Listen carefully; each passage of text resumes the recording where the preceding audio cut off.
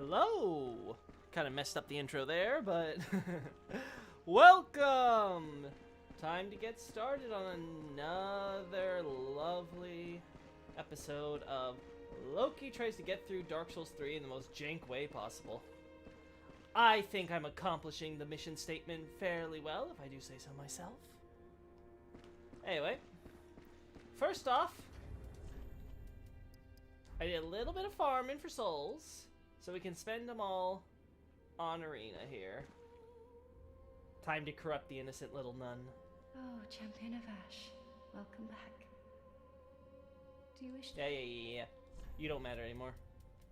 Let's see, because we want this, and this, and this. Ooh, Aegon will definitely not like this, and this, siree, and for certainly that, and sure, why not? Okay, and I suppose that's better than nothing, and for completion's sake. And there we go! Aegon's not gonna like this. You know, in my home of Yeah. terrible. Yeah. Have a plug, I pray. Yeah. I think I still have enough for a level up. Yeah, I do. Yes, sir! Yes, sir! Let us see. Oh. Hey, Andre. Waifu? Oh, I also accidentally killed her when I booted up the game before coming here, so, yeah. I wonder if she's mad. Welcome home, Ashen One. Speak.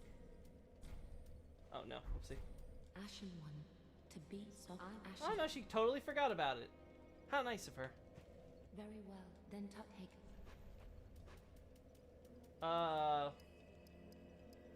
Yeah, let's go for more vigor, because I think damage will be fine against the answer. Farewell, Ashen One. Yeah. Actually.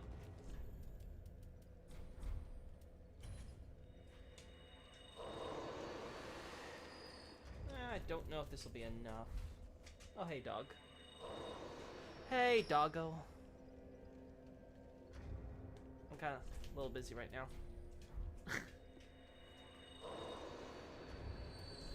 Okay. What else are we gonna need for this? So close. Little under 10k. Okay, let's check out if Kirk is... If we could still get Kirk. Because I skipped him when we were doing Dark Spirits, so... we can do it from cleansing, right? So... I think it's impossible now that we've done Deacons, but just in case. Don't lick the controller, dog.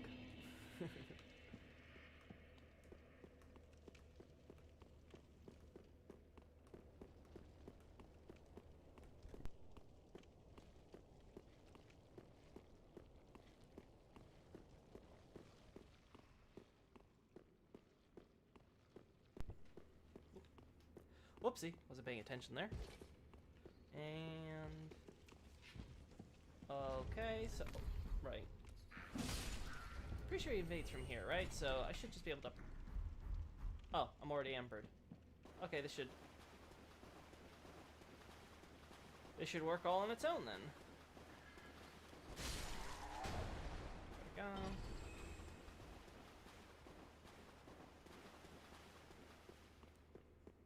Oh. No, I think he's gone. Oh, this feels so good. Just one-shotting all of these things.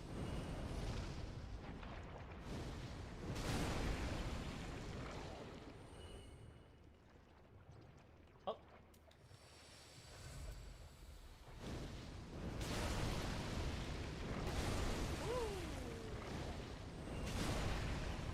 Come on, Kirk. I don't think he's coming. Moving right along. Oh. I hate how this lock-on sometimes doesn't work on the thing you're facing when you're facing away. My one complaint about this, I can't remember if it's the same in Elden Ring, but I hope they fixed it.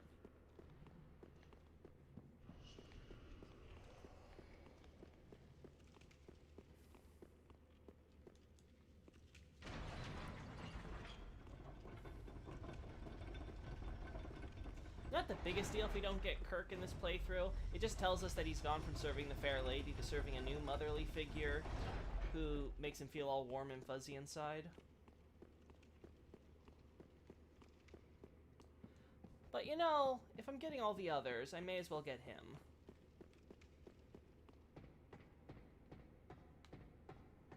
But yeah, I don't think that's happening.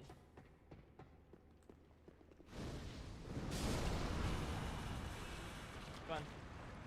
Come on. Good boys.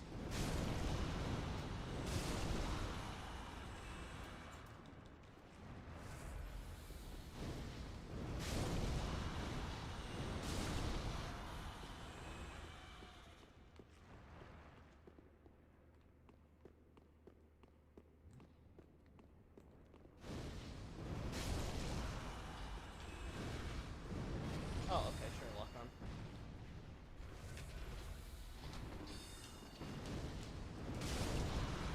And...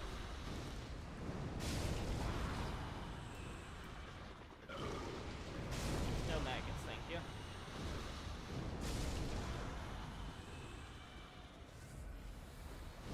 Whoop.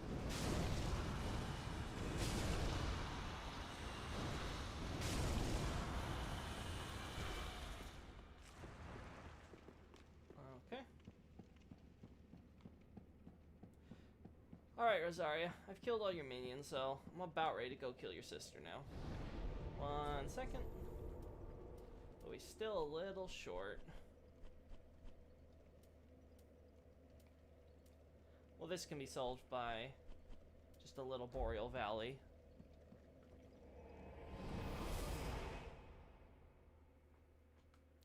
Nothing a little bit of the Boreal Valley can't solve.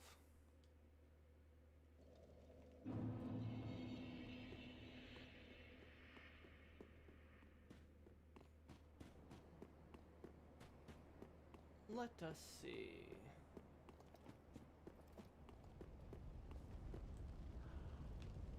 Hey, mate. Coolio.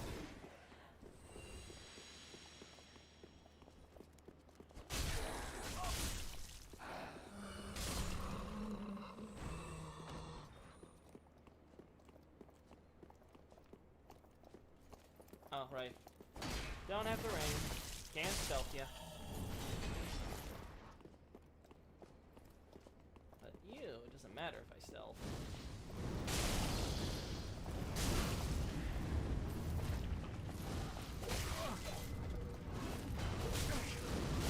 Oh gosh, or maybe it does.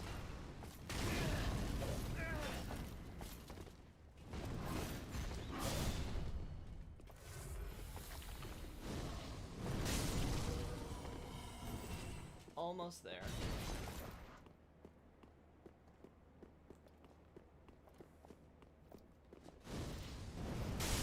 There we go. Now I can do Dancer with a clean costume. Okay, speaking of actually on Dancer, it's worth of course noting, because we didn't mention it last time, the spirits that appear going down the line. We have one of a mysterious knight and the Dancer. Many infer that it is Vort, since the point is that he was always by her side, which makes sense. It's funny seeing. Come on. Come on. Come on, big scary. There we go. Now the here. Anyway, the point is we start seeing Boreal Knights going in further up the main road until we get to Dancer and Vort coming straight from the cathedral here, giving us an idea that, of course, they are being sent out by Sullivan to Lothric. We've handled Vort. Time to handle Dancer.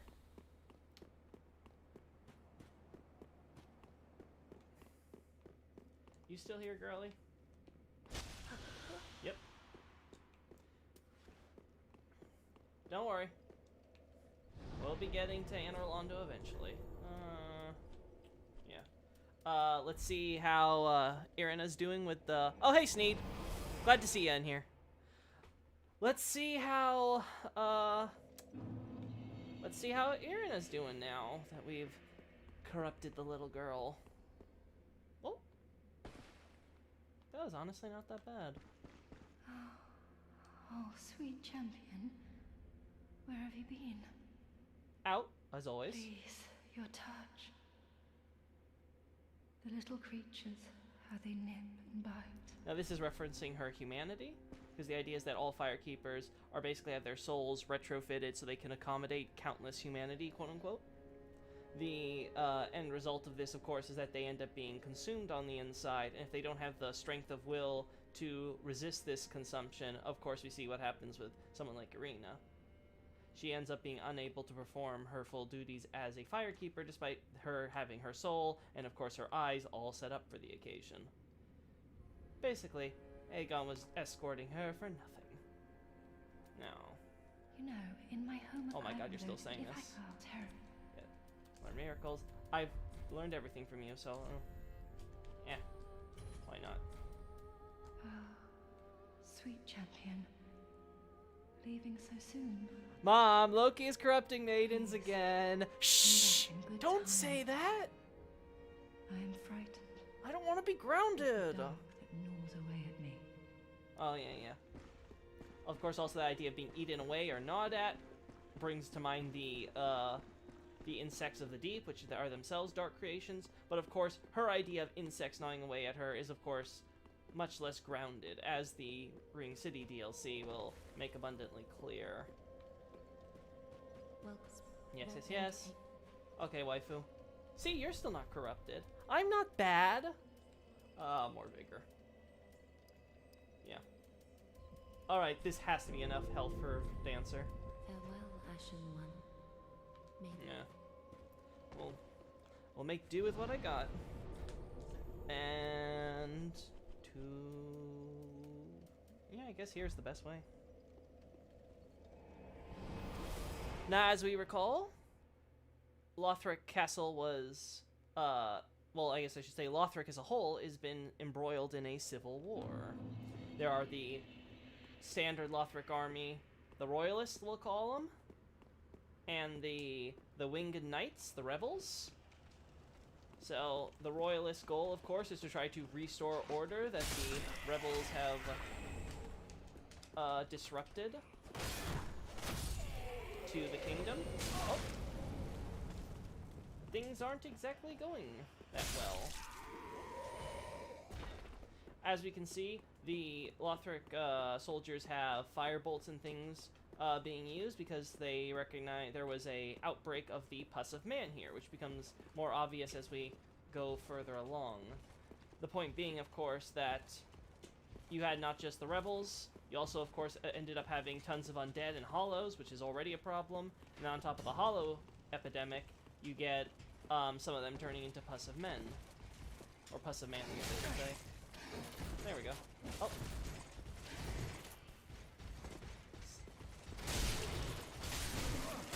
I could have swore I hit you with that swing, but okay. Yee, I can deal with him. I don't remember if we dealt with Blue Guy in the earlier streams. Dancer is very easy with Doris's gnawing. Don't know if you have the faith for it. I don't think I do. I'm still at basic faith. I just gotta have a little damn faith. But I don't. I don't have a little faith, Mr. Knight. I'm a pyromancer who went full int.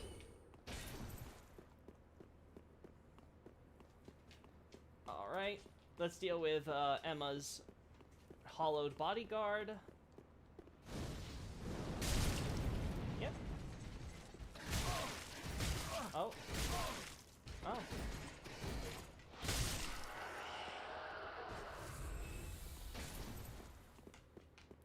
Alright, I took some unnecessary damage doing all this, but getting myself warmed up.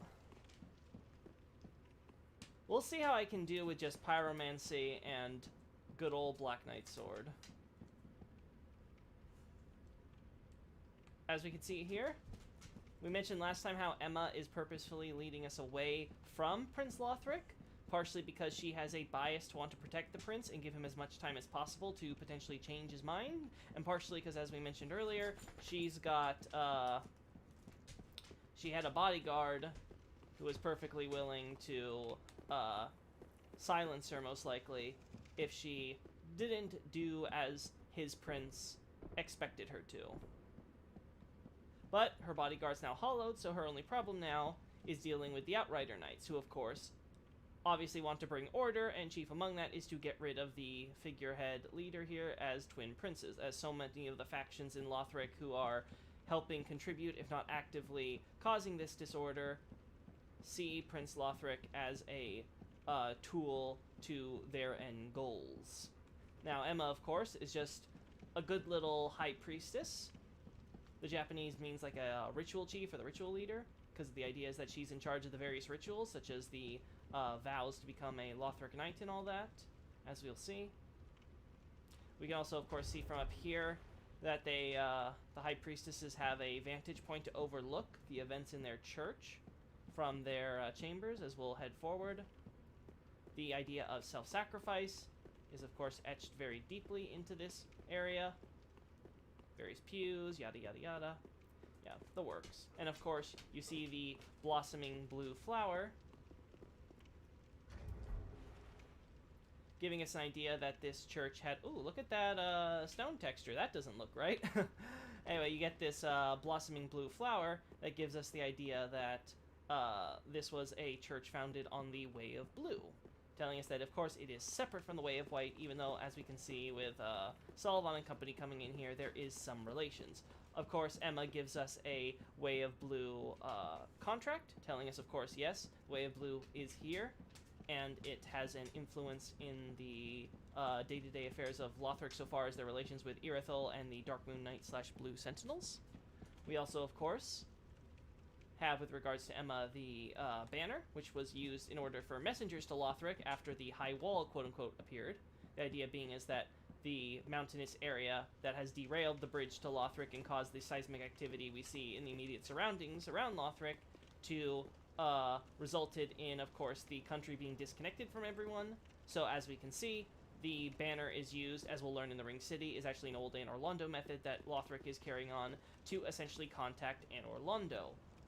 As the result is that apparently the Batwing demons from Anor Londo were sent in order to answer this distress call and, of course, ferry people down so they could get to the Undead Settlement and continue on to bringing their messages. This was, of course, an important means to reestablish communication in the event of an emergency like this. Now, the downside to all of this is that it allowed the Outrider Knights to come, and like we said, deal with Lothric, which was Prince Lothric, which is what Emma is not really interested in. But we will not listen to Emma's games anymore. We will not play to her tune. Before we slay the last Lord of Cinder needed to progress, we shall end things here. What on earth? What is wrong, unkindled one? Are you not a Lord Seeker? Head to the base of the High Wall and seek the Lords of Cinder. Is this not the calling of your kind since ages past? This has been what the Unkindled and the entire system at Cemetery of Ash was created for. She naturally knows this as part of the Lothric religious pillar. But once again, we will no longer play to her tune. We know who you're hiding, lady. It must be. There we go. My dear Prince Lothric. Now we have the Basin of Vows. Right, this should be under keys, right? Yeah, there we go. We can see how this, they call it here a chalice, but it's more like a water bowl or a washing bowl. And the idea, of course, being that instead of putting water in it, you would put blood, because you place it on the altar here, and then allow the sacrificial use of the night. Now, it's clear the idea was you would originally spill your own blood in order to essentially prove your dedication to the cause, as shown by these statues. Again, self-sacrifice is the game, but obviously, having a bunch of knights slitting their wrists or their throats or whatever can get very risky. So they stopped doing that, and they were like, okay, it's just gonna all be ceremonial now. You put that there, and then we'll just take it there. Now, the Winged Knights, as we see, use beheading axes and the like. using weapons which specifically are designed, as we see with the Lothric Knights outside, to behead these knights. And it gives the impression that the Winged Knights are saying, you are not fulfilling your duty expected of you, so we will do it for you. And it gives you the idea that they are very much dedicated to making right what is wrong in Lothric, inconsistent with their history and traditions. Now, that history and tradition doesn't include the Age of Fire, of course, but that's, you know, that's beside the point. Now let's go trigger Dancer. Now Dancer is presumably either always here or happens to always come by here when we do this. Either way, she clearly now knows that we have killed Emma. Now if you pay attention here, you can see a black fog outside as it closes the door, all spooky-like. Now we see the drippings. These very dark, sludgy, viscous material, telling us, of course, there is dark magic being used here, like with Vort. And Dancer comes out of a portal, though hers is more like almost hatching from an egg, the way she teleports in. Either way, it gives us the clear idea that much like Vort, Dancer is using dark magic that she presumably learned from Sullivan. She, of course, has a fire sword out, though, right now, instead of both of her swords, as she will bring out later. Oh. Oh yeah, we're doing decent damage, so... Oh. Let us... Ooh. Let's get some health in. That's, Now she lights everything on fire. Oh yeah, this is gonna be... Look at that damage. Now she brings out her dark sword, because she realizes, hey, this is actually a tough fight. I can't just do this easily. Ooh. So instead, I'm going to pull out all the stops, literally. Now,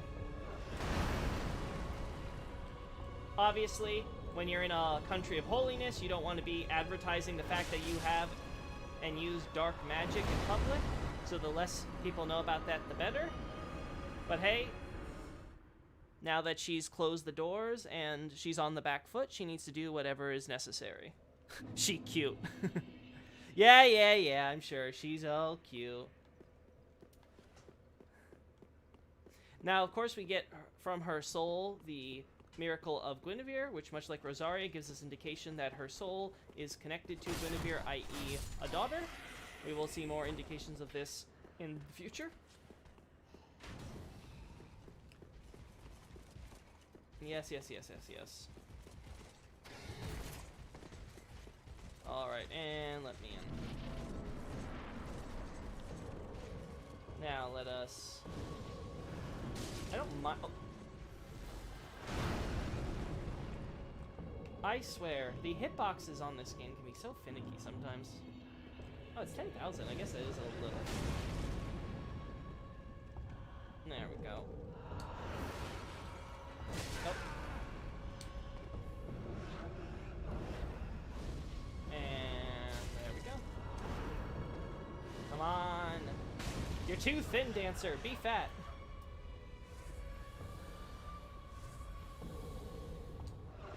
Oh, yeah, that was too early. Oh. God, I love her music. I'm gonna get hit on this, but I will take it.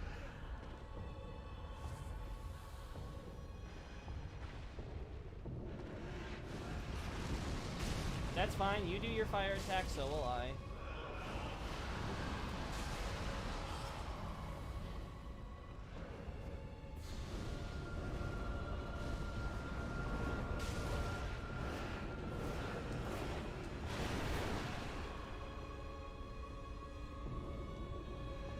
Come on, girl. This way, this way. Dancer? Dancer.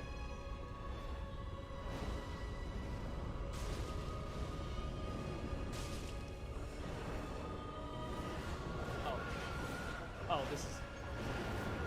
That was not what I was expecting. And that was not the Estus I wanted. Oh! Oh! Oh, yeah.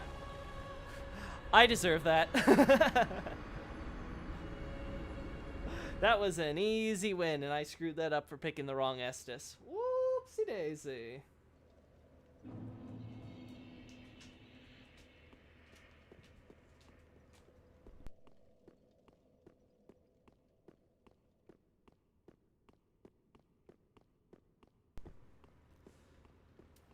Alright, I'm ready. I am ready. We will do this. Come on. Oh.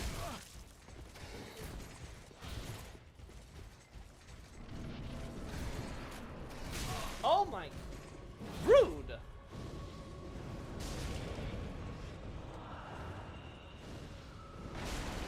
Thank you. I hated those pews. Yes, destroy them all. Destroy them all to get to me, please. You don't know how much I appreciate that, girl. Oh, she was doing a marathon there. Oh, come on. Why are you so thin?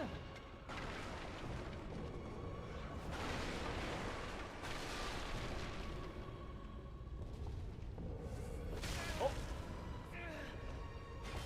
What a beautiful face. Oh no, that was not the... Need to start using the right Estus. Oh, slightly early.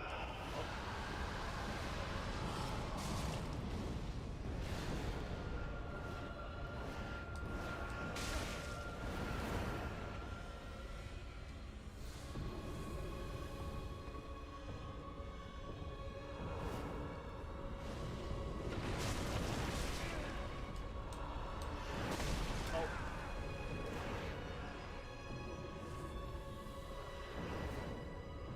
Oh.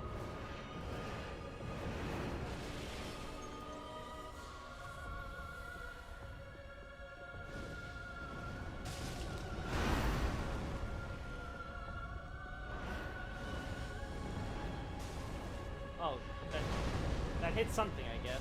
That'll take.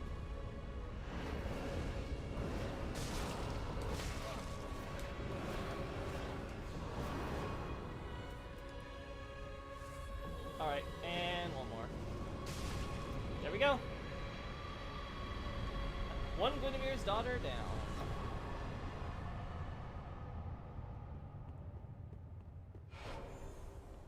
I agree, definitely one of the most atmospheric. I think everything just works together so well. Like, when I do, like, only melee runs against her, she's probably, like, she and probably Dragon Slayer Armor are some of my favorites to just get into the groove for. Okay, we go here. We don't... Let's do this before... Place the basin. Here's your water basin. Thank God, I was getting thirsty. Need something to drink here after that long fight. Can you see the embers going off of here? I'm absolutely burning. Wait, what are you doing? No, no, that sounds a little squishy. Ah! Don't worry, guys. They got the blood at Party City.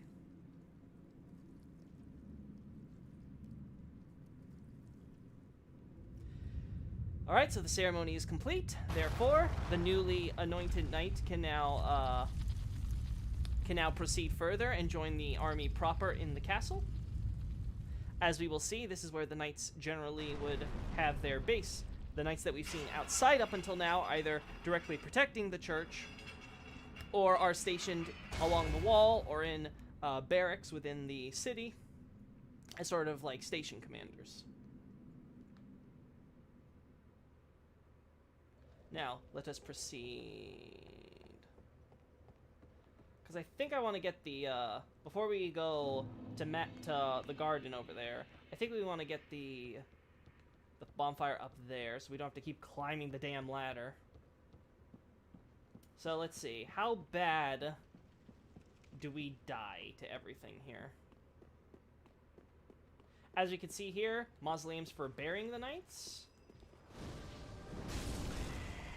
Before you get the buff off. Oh. Okay, not bad on the damage front, so... Yeah, the damage on their front's not bad either, so... Gotta be careful. Oh, right.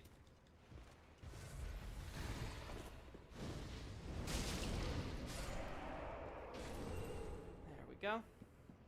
As we can see, this knight was kneeling down before a sword on the altar with the corpse of what looks to be another knight. So, of course, knight's there, put the sword on the altar, give honor to what he died for king and country. We could, of course, see here, we get a basic idea of what knights might look like if they weren't all hollow. Love the idea of foreign dignitaries being forced to climb a ladder to get to the castle. the humiliation.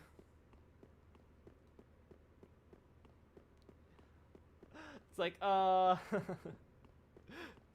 it's like, climb. Speaking of little fun details, you can also see all the cobwebs. Clearly, someone in Lothric Castle needs to pay the servants better. They're not doing their job with the cleaning.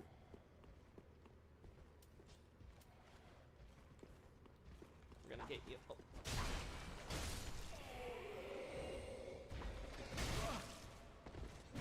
Oh.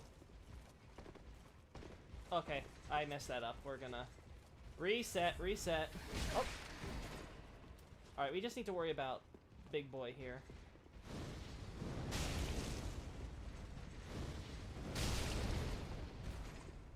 Oh, I don't even need... I can save a pyromancy. Oh!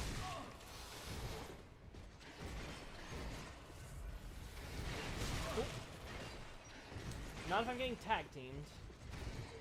Come on, get a little closer than our... There we go. Now, these shields, as we mentioned before, are for the High Priestess's guard. We, of course, saw one in the barracks in the city, because that was where the... that was, as we saw from the statues, again, watched over by the High Priestesses, at least on a technical level. The High Priestess guard, we also saw, I think, at least one outside the church, and now we see another here, again, for the same idea. We'll see more of them going forward. The idea being is that, much like the Lothric swords, the shields are blessed by them.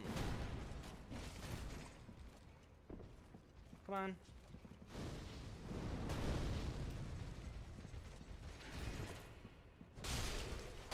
There we go. Perfect. Now ascend the holy ladder.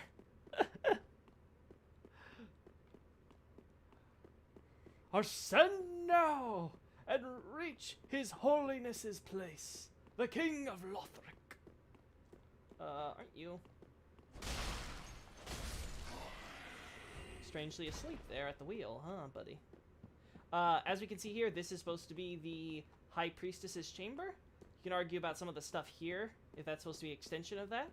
But as we're going through the clown car that is Lothric Castle, we now see that this is supposed to be where the High Priestesses are. Fancy chairs, statues, of course, the self-sacrifice, lots of candles and light, including here where we can see presumably the rituals that were done with the Lothric swords in order to bless them and things for the knights.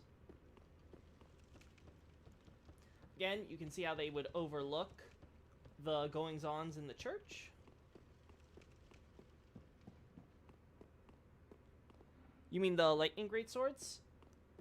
Regular swords too, because I believe they're also supposed to be... No, sorry. Those swords are being prepared so that when they use blessed... Because we see them use blessed weapon without a catalyst. That's what I should... To speak precisely. Because that seems to be the idea, is that, okay, they have... their swords are blessed prematurely, so that way they can just unleash that power without need of a catalyst when they're performing the miracle. Or at least that's the best rationalization I can for this. But yes, there's also, of course, the lightning greatswords. We also, of course, see the balcony up here, though, again, Dark Souls never wants us to be looking up. This, again, seems like a rest chamber with a fireplace and everything like this, but most importantly, there is this chest with skirts of prayer. So the prayer set here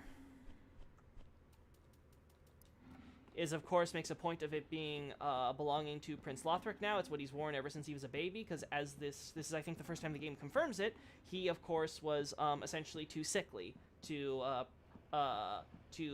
be the Lord of Cinder he was meant to be, and so they were basically doing everything they could to try to make him more healthy, including, of course, wrapping up in holy clothes, because as we can see, the power of holiness, like blessed gems and the like, just by holding those, you can get health back. So it's like, okay, we'll just put you in holy clothes, and that'll hopefully make you healthier. Unfortunately for him, his issue was very much congenital, and was not going to go away so easily. Now they're made of course, they're coarse, so very rough clothing, but the idea is, of course, that it's old, it belongs to a different time. So we can infer that this was the original outfit that priests of Lothric wore way back when. And that's why it looks kind of, if you actually look at it and its resistances, it actually looks and behaves similar to Quelana / the Witches of Izalith's Goldhem black set, which was similarly used, of course, to represent how they were wearing clothes from a more tribal time, before urban stone cities and walls and all that, which gives us, again, an early look into what Lothric history was like. And we'll be seeing more of that as we go forward. But before that, let us head back to our level up zone. Let's see if Arena's... Welcome home. Yeah. Then take. Let's see if Arena's in a good spot. Do I want to use more stuff on... I think we're good on health for the time. So let's get my strength and dexterity to 30. So then I can just forget about it until I get every other stat up. Sell.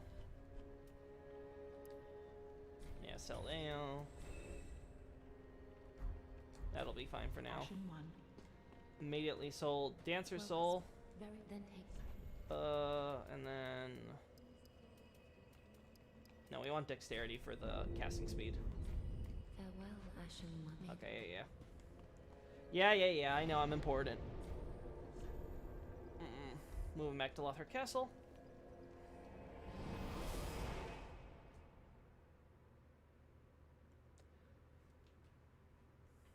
Now this is where we shall progress to the Consumed King's Garden, which seems to have been more accurately the Royalty's Garden, similar to Ulasil. For those that don't know, Royal Wood in Dark Souls 1 was the Royal Family's forest garden.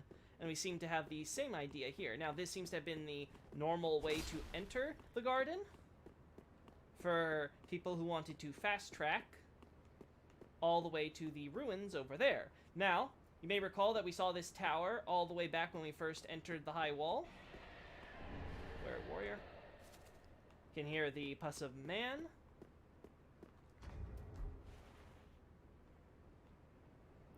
There are the ruins, along with that very low-quality tower. High-quality ruins, low-quality tower. Dark Souls 3 never change. It's a perfect game. There's nothing wrong with it whatsoever. How could anyone possibly have an issue with it? No, no, sell cute girl soul. Sorry, already did. You can't stop me. Too late. But yeah, so as we can see, these ruins here are clearly of a much older time than Lothric. The impression, of course, being is that this garden seems to have basically be a kind of reserve, sort of preserving this land as it was before the modern city and castle architect, well, I guess the castle first and then the city around it, were built. And it's sort of built to accommodate. This also gives it the idea that it is sanctified, consecrated ground in that respect. And we'll see it further on as this area will prove to be a temple of sorts. We can see over here the Cathedral Knights. Again, they are King Osiros's royal guard. But unlike the ones at the cathedral who would wear red cloaks, these, of course, wear blue cloaks because they are actively acting as bodyguards. Again, we see something similar with the Lothric Knights that protect, or were protecting, Prince Lothric until, as we argue, in case of the one blue knight who seems to have been sent down for the purposes of bodyguarding Emma on Prince Lothric's behalf, slash silence her in case she ever doesn't act in his interests. As we can see, King Osiros, he makes his symbol the image of a bird looking skyward. Now the bird, as we can see, the term of the term used in the Japanese has this connotation of looking up to heaven in terms of adoration and that like. So you get the idea that Astaroth is a very religious person and that he's trying to look up to the gods. And as we can see on his shield, he is reaching his bird, representing presumably him, is not just reaching for anything. It reaches for a crown at the top. So the idea that he's trying to reach the ideals of his crown that he bears by acting out in the god's interest. Now we will take the shortcut here, because the lift will take us all the way down into Poison Land. Estus Shard.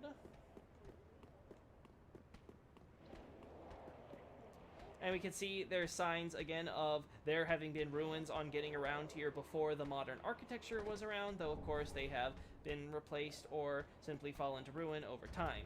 Now, this area is completely controlled by the pus.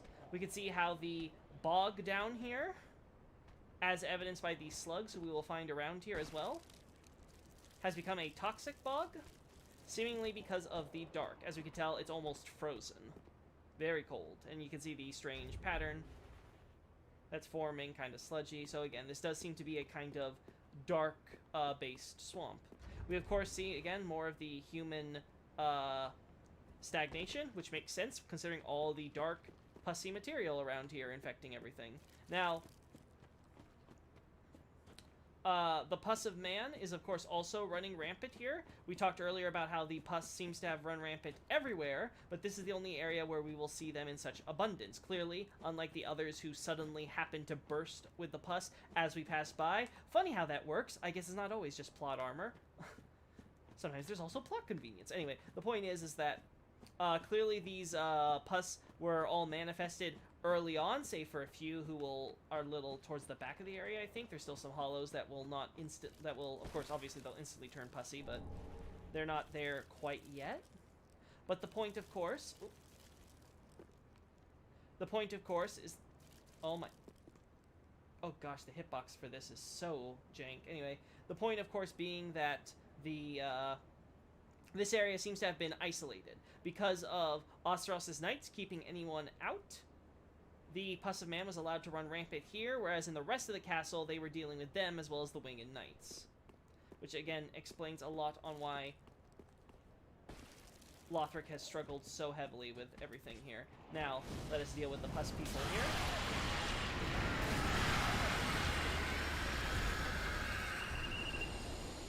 Two fireballs. I'm really happy with that. Again, you can see the slugs here, much like in Faron Swamp. So we get the idea that, yes, these are... Oh. Come.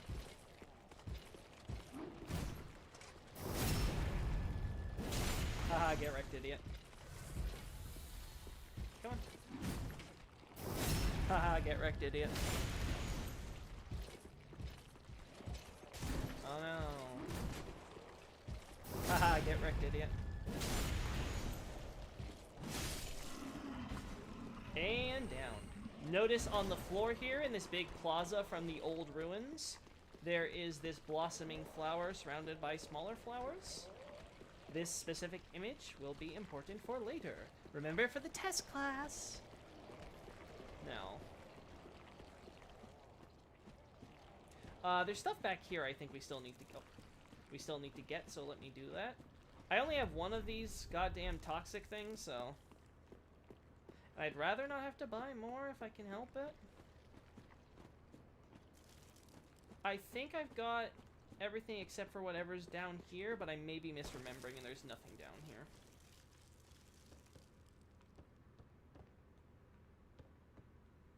Yeah, I'm just crazy. Never mind.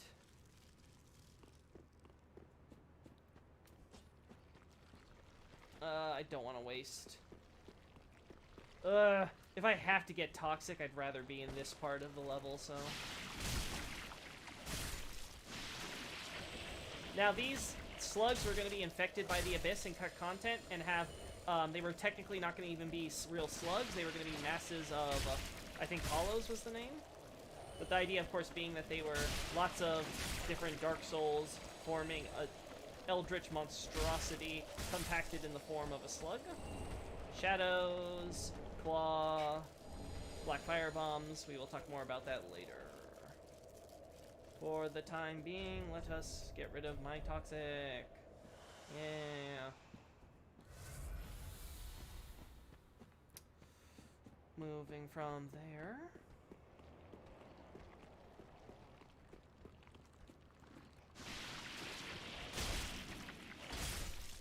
Oh.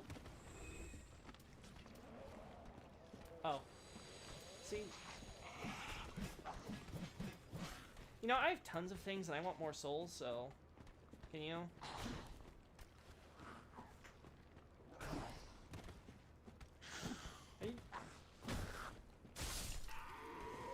I mean, okay, I guess if you don't want to be a puss. Who am I to tell you what to do?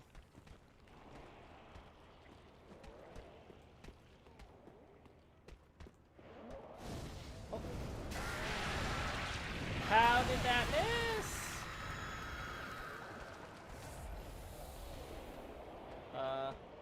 Puss?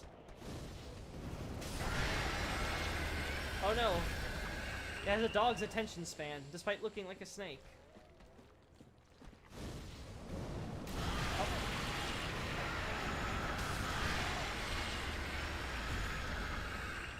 VOD viewers, mute. You won't be able to survive these screams. Yeah, we can get this. Human pine resin, again, telling us that this bog is humanity.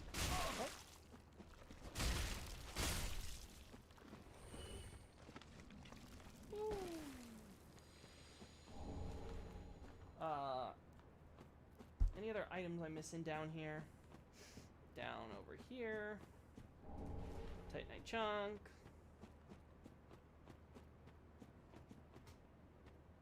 They were associated with the eclipse, yeah. Though it's, again, it's hard to say if it was just because they would be access / show up when the eclipse was around, or if it was going to be something like deeper with the eclipse and stuff. Again, it's hard to say with some of the cut stuff. There's only so much we can derive from just visuals and environment, which can tell us a lot from what we know from past games or in the final game or whatever, but it is limited. Yeah.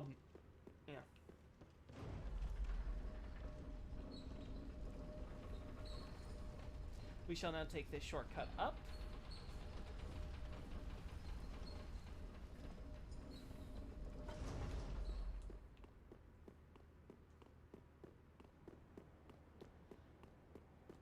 Yeah, this should let us...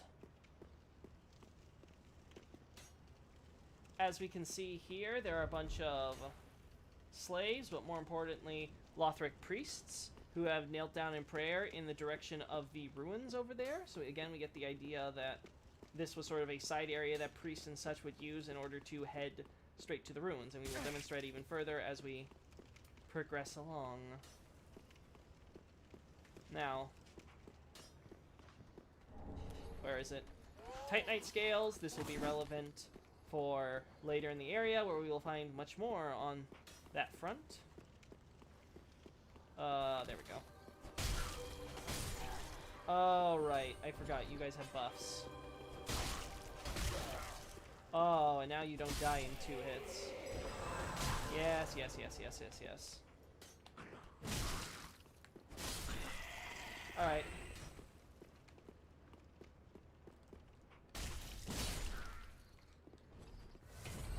Is that it for the slaves? Oh, I knew it. There's one more.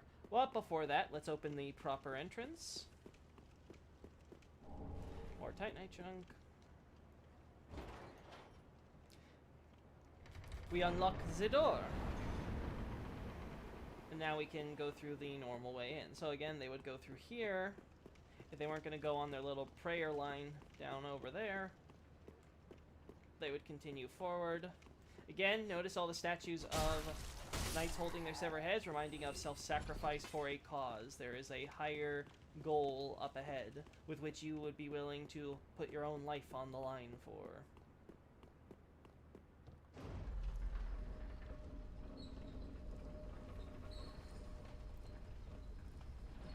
again, this would be the normal path you would take to the ruins, because it's a shortcut through the garden, so unless you're like one of the royalty and just want to tour the history and culture of the place, you would instead go through here. Now, as we can see here, there's a knight, or whoever, kneeling in the direction here with the ring that Oseros once wore. Now, we see him wear this in concept art, but clearly the developers decided to just have him discard it.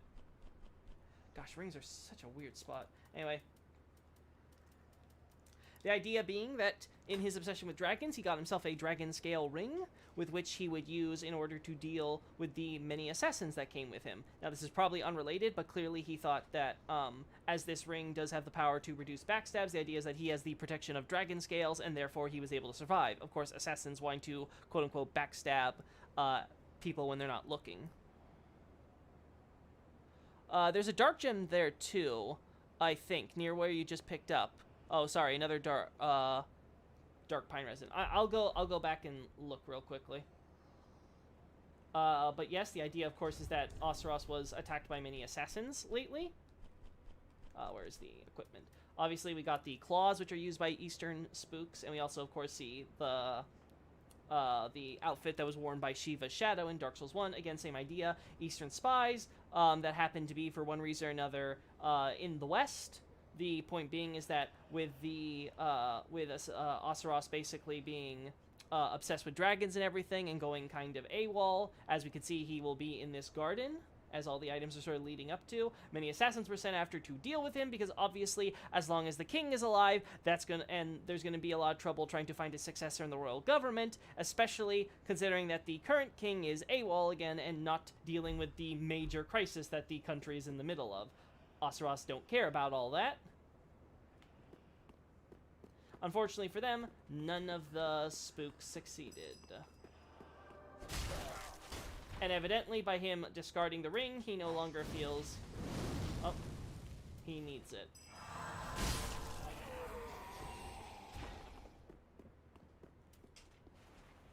Yeah, there's an item there. I don't know if that's what you were talking about, Sneed, but...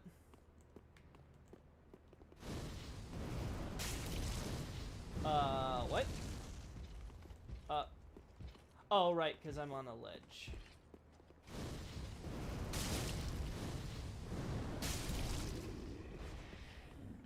Well, that's one less idiot to deal with.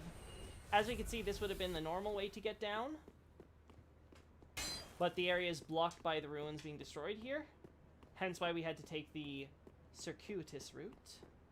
Again, call this simple... Oh, Hawkwood. I didn't know you were summonable for here.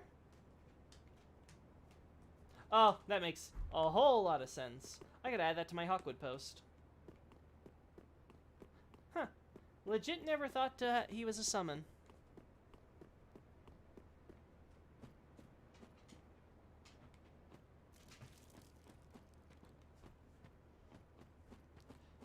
We'll go Dark Gem. So there's the Dark Gem you mentioned. There's the Titanite Chung that you didn't mention, but is still worth getting. Alright, I think that... Oh, no. Derp. Still covers it. Now... Oh boy. Is the tower higher quality yet? Nope, still low quality tower. Never changed, Dark Souls 3. Never change. There's one item on that elevated platform, another near the elevator towards the shortcut. That's crazy that there's things that even you don't know. Listen. It's a big game. There's a lot of stuff, and unless there is a wiki that's able to properly and simply document everything, I think it's very hard for everyone to remember and keep track of all the different little details. Again, we can't all be like Meth and make, like, the best Bloodborne wiki, period, by, like, literally just having all the data and, like, just the data, with not too much extra stuff, except for, like, strategies and stuff. Like, that's what I really like, is that gives you all the necessary stuff, and if you want tips and tricks, that's there, but nothing like all crazy lore theories about how Baldur Knights are cursed by Seath's moonlight magic or some crap. Oh, whoopsie. Forgot to double-check the platform. Alright, so, there's one item on that elevated platform and another near the elevator towards the shortcut. Okay, so let me double check to make sure that I'm not missing anything.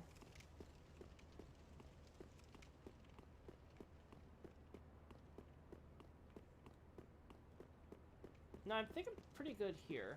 So it has to be by the shortcut, and then...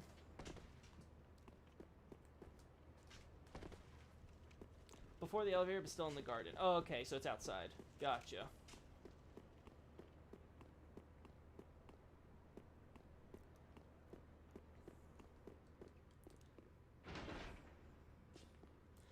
But yeah, I'm not surprised Hawkwood's here. It's just I've never actually summoned Dimir, and I don't know. I don't generally use the wikis because I just don't think they're very good. I find them they often have very unreliable data. I'd rather just ask people who've looked into the game files directly. Which thankfully, there's plenty of people who follow me on Twitter who do and are able to give me tons of great tips and information. So shout out to them. They're amazing.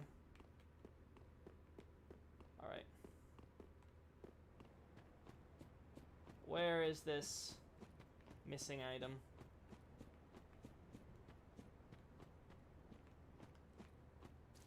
Oh.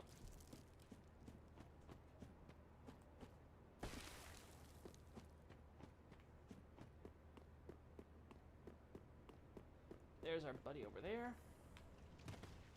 Hey, my friend. You gonna...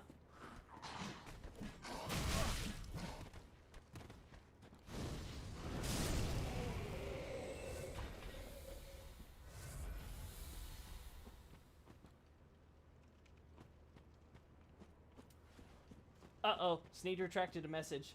I don't know if that's good or bad. How bad am I missing this stuff?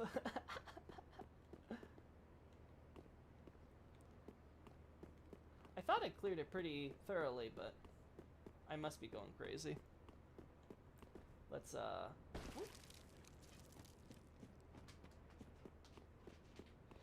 It's in a small puddle of toxic close to the elevator. Oh, I see it. Yeah. See, that blends in perfectly with the stone in the game's lighting, so yeah. I can see why I missed that. Human pine resin. Yep. Okay. And then you said the other one's elevated platform, so I assume you mean up here. But yeah, just more pine resin to remind us that this is all abyssal fluid. Mixed with water, freezing over. There's where we normally get down, but we can't. I don't see an item, so... Where you just fell.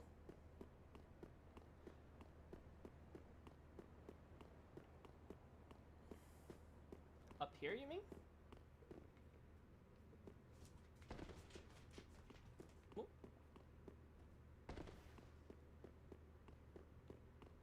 That's not important. Oh, the elevated platform was the one you already picked up. Okay, so I got everything then. We're good. So we're Gucci. Okay. Which just leaves Great Sword Boy over here.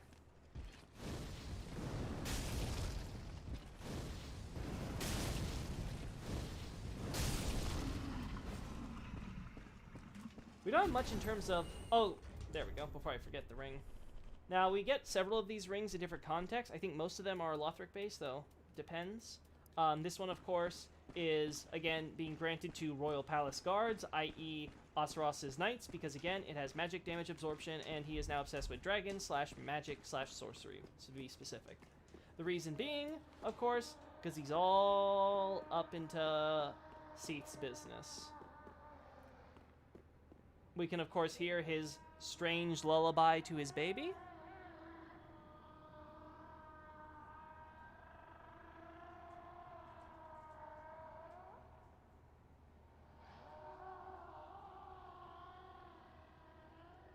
Must hit differently with dragons. 34k. Do I really want to risk losing that? No. I don't think we will. We have the... Let's go check on Irina again.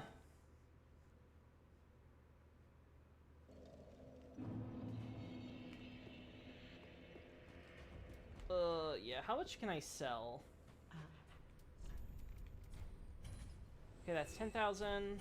That's 5,000. We're getting close, but no cigar. We want to get rid of this. Want to get rid of this.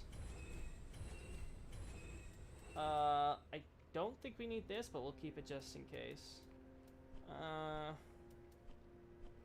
Definitely can get rid of this. Definitely can get rid of all this.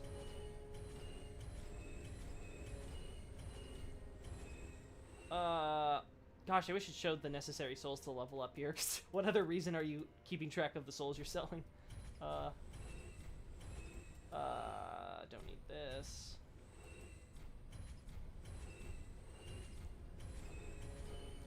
The farming is paying off.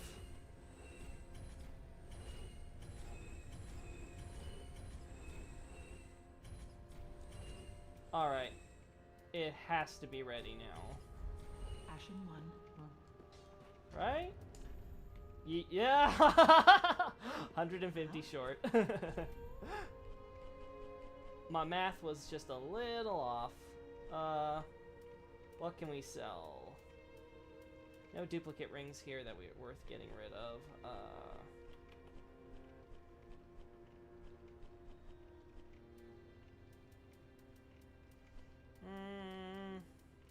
Yeah, I might as well keep everything else.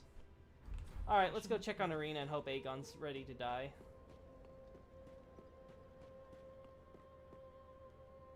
Oh. So he is.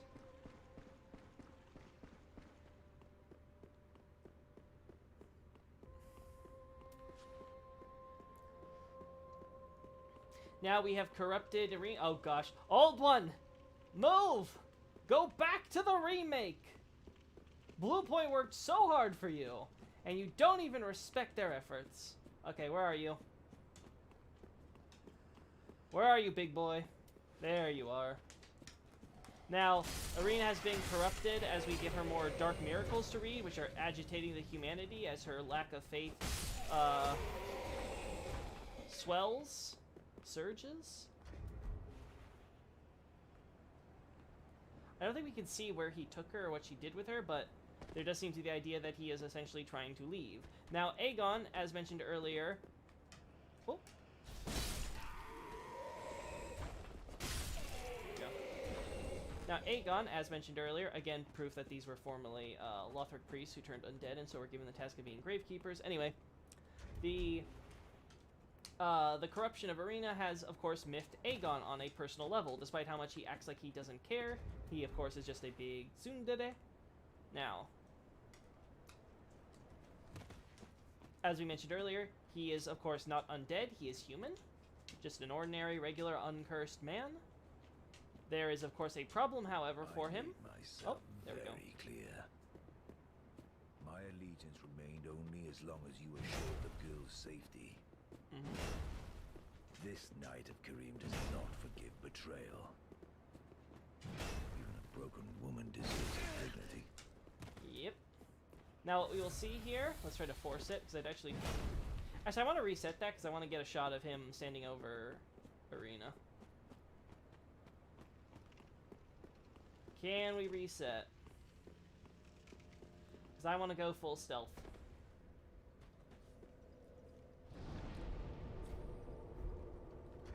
Alright. Where's the ring? Slumbering. Slumbering? No, seriously, where are you at? Am I blind? Tell me I'm blind. I didn't accidentally sell my slumbering ring somehow, did I? God, I hope not.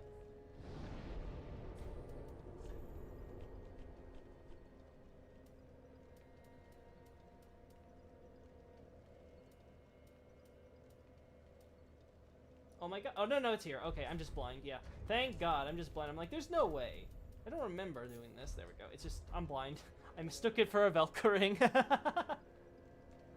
Okay. Now that idiocy's out of the way. let us attune.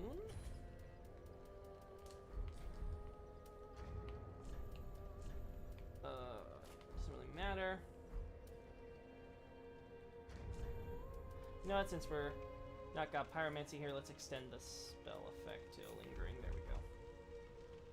Oh, old one's back. Brrr.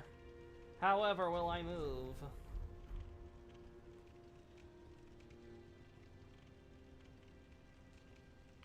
Feels weird only having the controller rumble.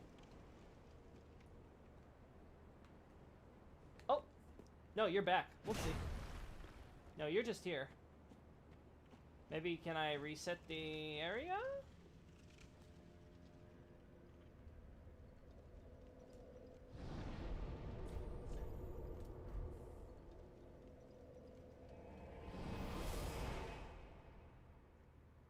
Aegon's like, fight me, coward! I'm like, no! I need the screenshots for the website!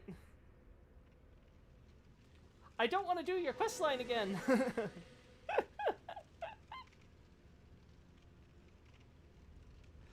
I mean, it's very easy to get the shot of you dead. It's literally just me doing nothing. But getting you in this pose is, surprisingly difficult. Use a bone. Yeah, I could use the bone. It's not like I'm gonna need him for too much longer. Yeah, there we go. Perfect. Yeah, you don't see me. Now, hopefully he doesn't have an event trigger that forces us to fight him this way anyway. Like, holy gosh, I hope not. It doesn't look like it, which... No. Ugh. Now I'll use the bone. Frada. Okay, so, reminder. Can't go about here. Gotta stick around here.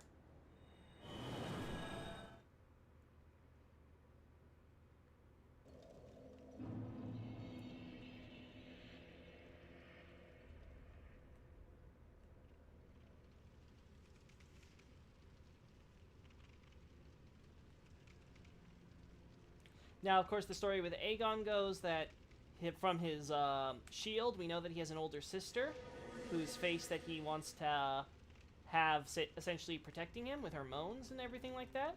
It seems that she exists as a reminder because it seems that she was always protecting him, presumably. Again, the idea of a big woman, a big sister who was always there for him. But evidently, she did not survive. And so when he became a knight, he made the bizarre request to have a shield made in her image of moaning, which seems to be a constant reminder to him not to be like her. Unfortunately for him, he cannot help caring for the weak, despite his best efforts to become a big, strong man. As a result,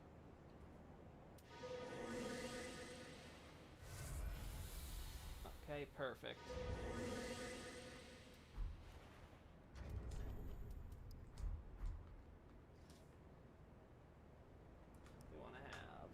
This.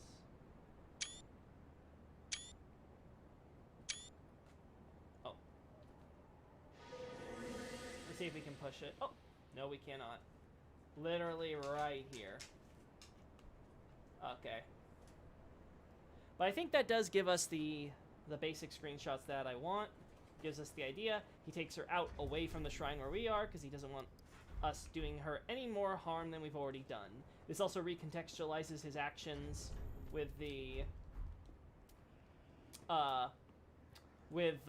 putting her in a cage. The idea, of course, being she's too weak and suffering. So even though he acts like, oh, she's just terrible and weak and just leave her to suffer and laugh, ha ha ha, he's actually trying to keep her protected so she doesn't have to suffer anymore by forcing herself to try to become a firekeeper.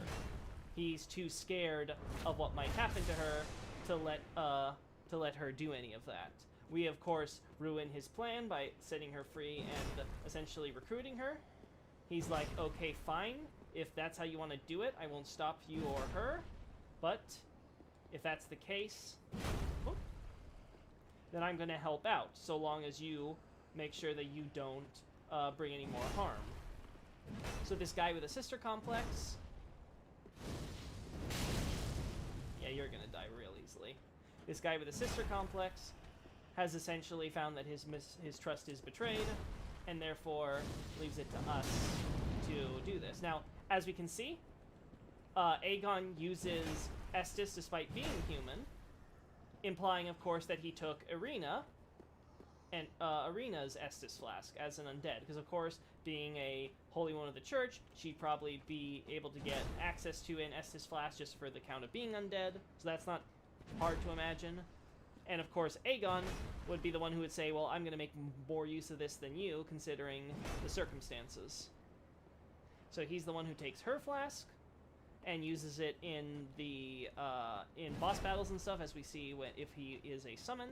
But in this case, we see that it is empty by the time we get here, implying that he tried using this Estus in order to try to cure her ailments as best he could. Again, you can feel the desperation that he has at this point, now that, essentially, because he did not take his precautions with us enough, he's going to watch his quote-unquote big sis die again.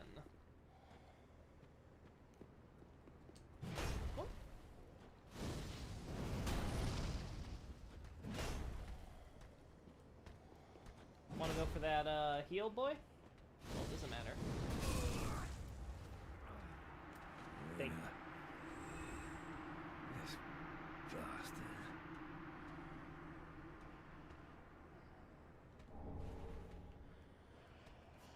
There we go.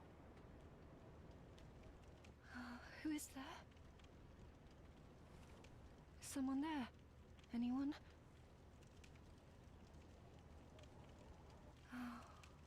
Oh, sweet champion. Where have you been? Oh, nowhere. Ground feel Please, different to you? Your touch. The little creatures. Yeah. We go and give her touch.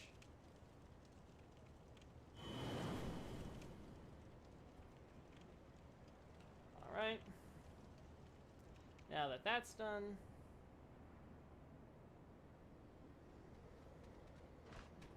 we help bring her back. Oop.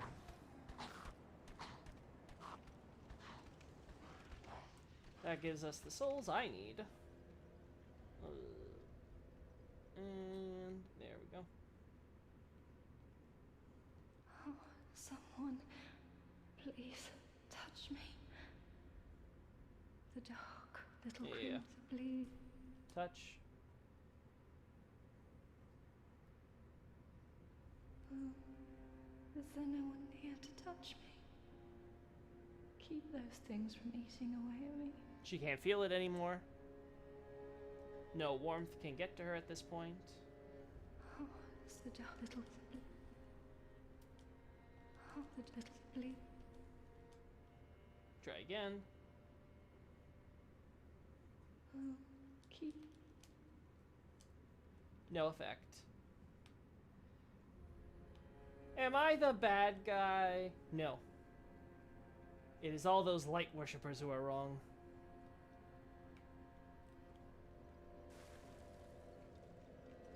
I'm only embracing true darkness.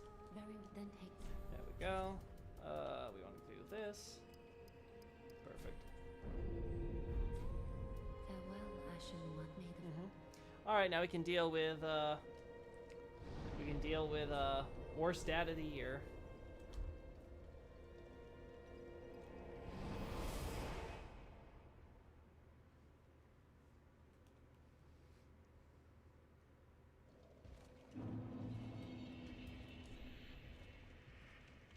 Let's see, yeah, third thing doing so. What do I want to level up next? I actually don't know. Oh. Like, part of me is like,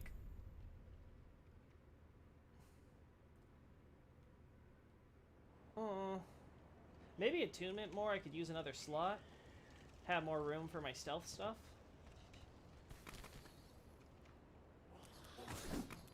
Honestly, yeah. That might be it.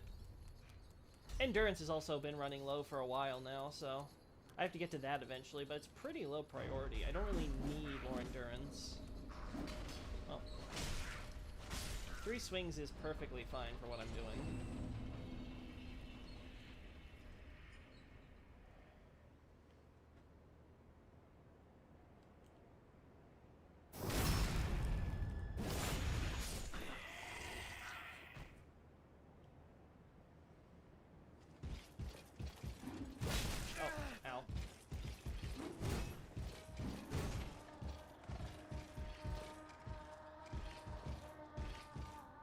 Alright, time with one of my favorite bosses. Nothing to do with difficulty, purely to do with narrative. Again, we see more of these old ruins. We could see how the king has transformed himself into a white Seath-like dragon. You ignorant slaves. Finally taken notice, have you? He thinks that everyone's after him, even though we legit don't care. Beloved Ocelot, child of dragons. Well, You killed the outrider in the castle to get your sword to plus 5. Yeah, that's true. for he is all that I Now, as we can see, the king is absolutely obsessed with this invisible baby in his hands. You'll hear the baby crying now that the lullaby has stopped from his daddy. There we go. You can see the staff made of wood of some sort that's similar to his own body and is having similar fungi tendrils appearing. We also note the wings. The boss is internally known as Dragon Angel, and for good reason, as we can see from Osros's religious obsession with becoming, as we will see, a servant of the gods.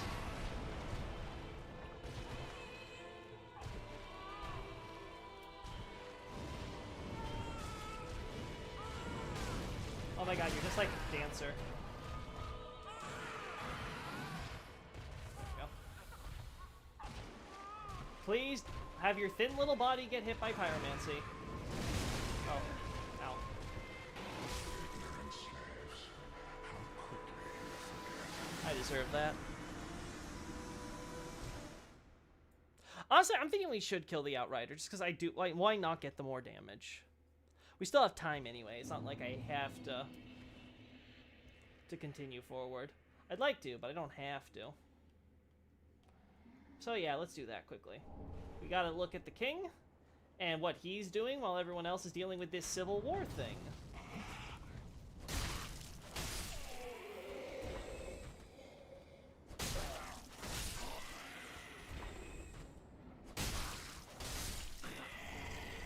Standard bolts that they put on fire. Now, earlier we saw at the Cathedral of the Deep exploding bolts being used on one corpse.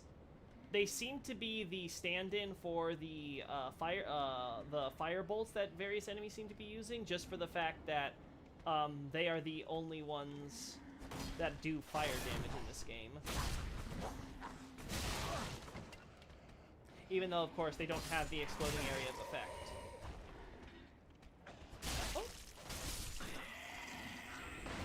That or Cathedral Knights are missing out on using a very important tool.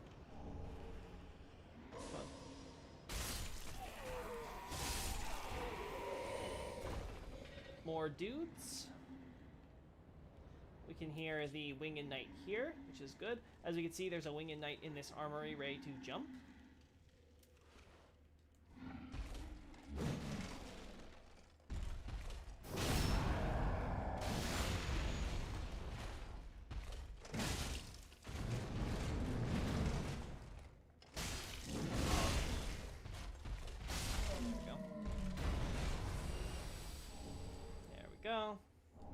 There we go, one twinkling down. We shall head up. Oh, we don't need to do this either, right? We don't need to worry about stealth.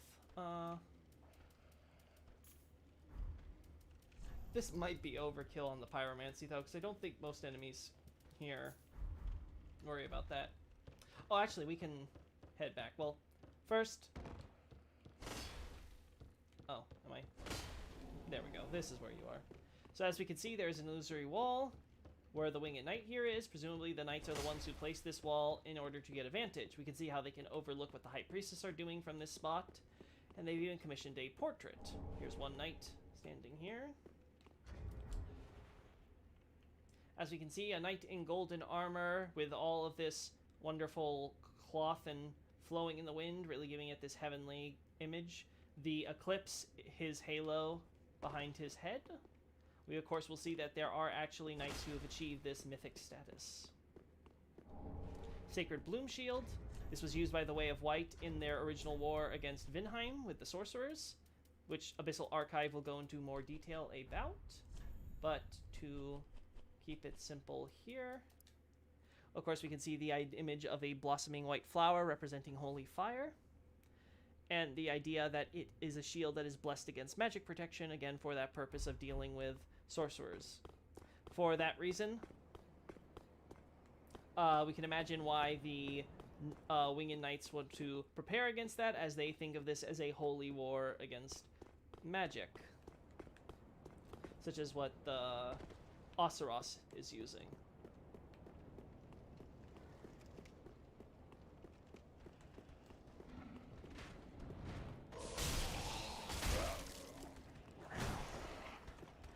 Oh, dodge roll instead of, okay. You messed me up, boy. Wary Warrior, Large Night Knight, yada yada. Where's our Estus Sealer?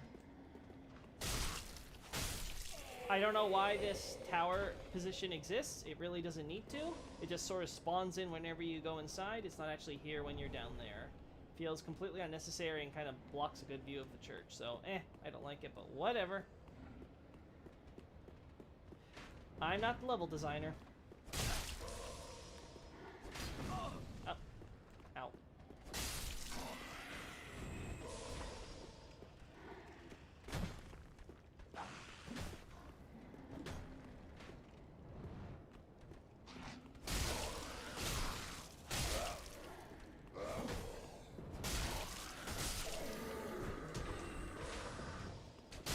There we go.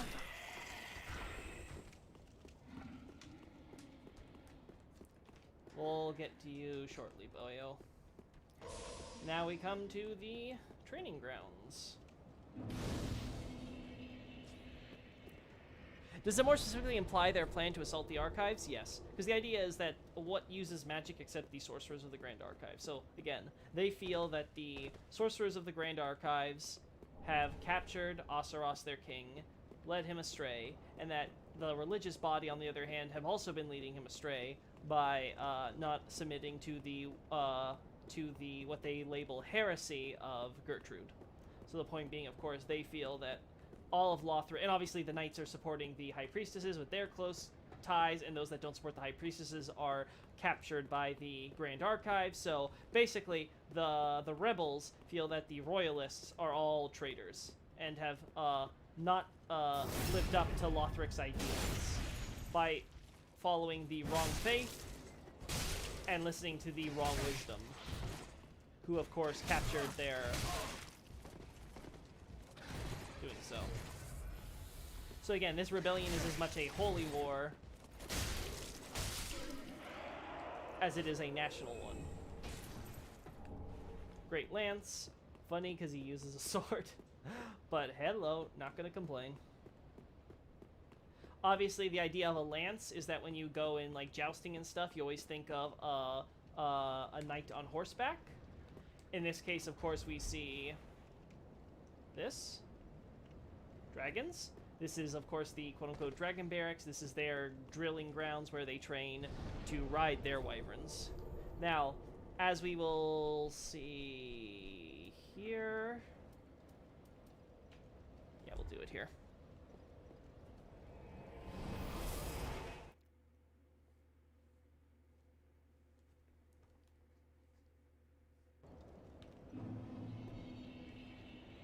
As we see here, there is that dragon over here. Now, we can attack this dragon until he gets low on health, at which point he will flee and run away. However, for those that don't know, this is the same dragon who we will see fly in over here. As soon as he flies in there, he will disappear from this area. Fun fact.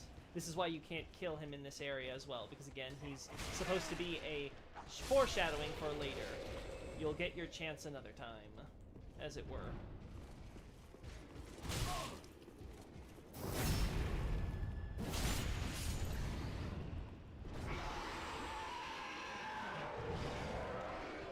Yeah, Yes, yes, yes. Scream. Alright. I should have got intense sweating for this one, but... Whoop.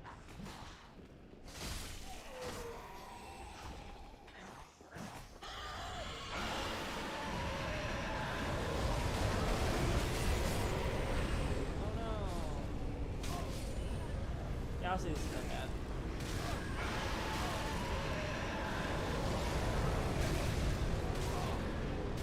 Ow, oh no, it hurts. Whatever will I do?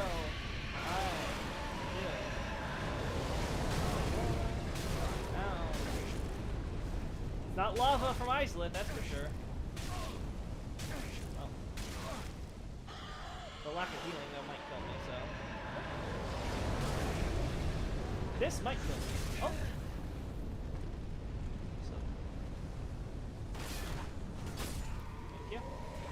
Thank you for the Oseros Shield. I got all the items, right? I don't think I missed anything. Oh, okay, sure.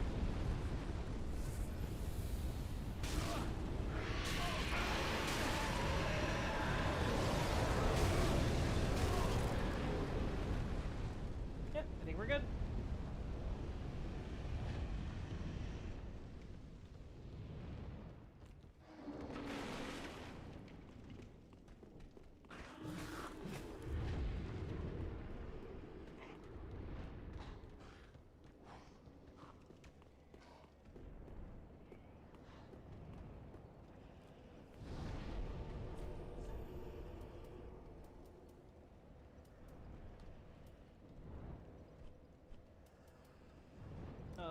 Yeah, we don't want to go from Dancer's area. I think we can just go straight to...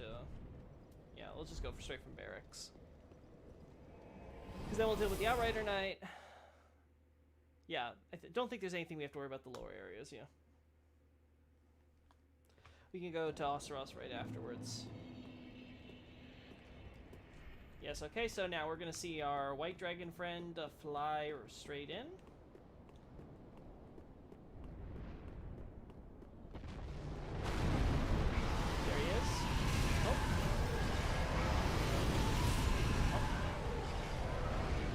I wasn't fast enough. Whee! Okay, 18k souls. I'm gonna have to get you later.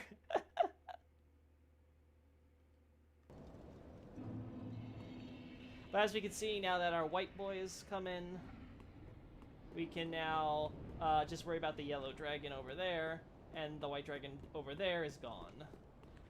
Again, an interesting hint about the nature of these dragons, as we'll see. We'll talk about more when we come back here later, but for the time being, let us just take the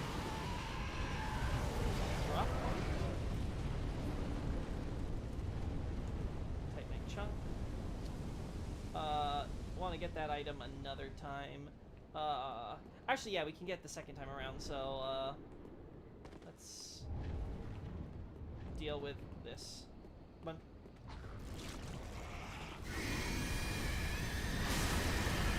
What? What is with this miss?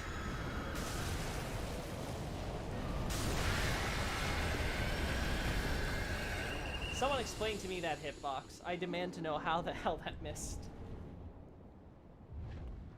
Okay. Yeah, good point.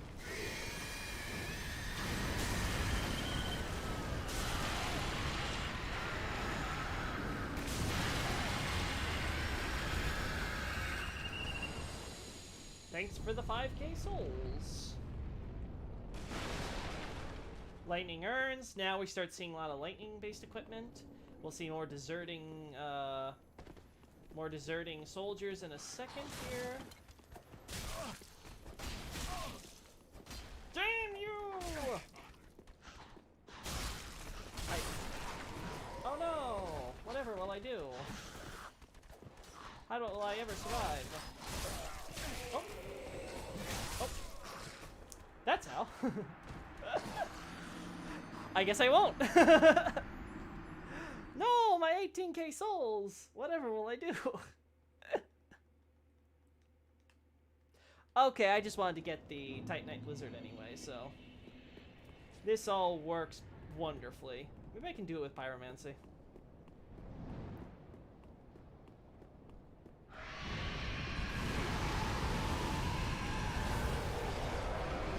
Got my Bone Shard. Come on. Give me my free souls.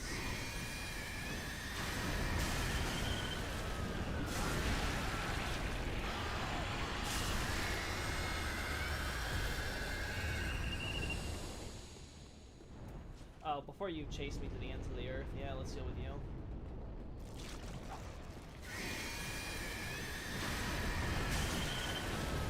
How does that miss?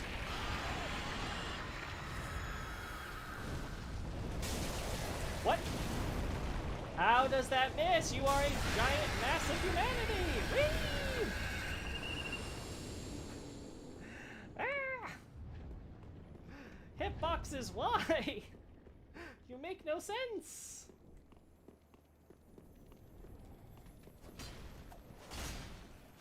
There we go. There's my twinkling. That should be enough actually for my upgrade, right? Yeah, that's actually enough. Woo!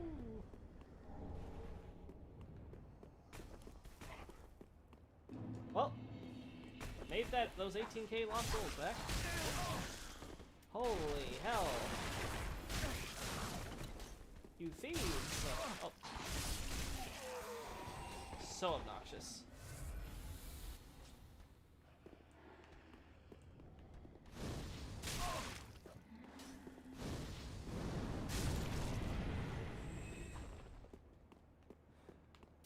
Where do you even get all these throwing knives? You're soldiers, not born thieves. Oh. I honestly thought that would take one more, but okay. Good thing you all are squishy. Speaking of... Large soul of a nameless soldier. Now, I don't know where this big boy's been hiding.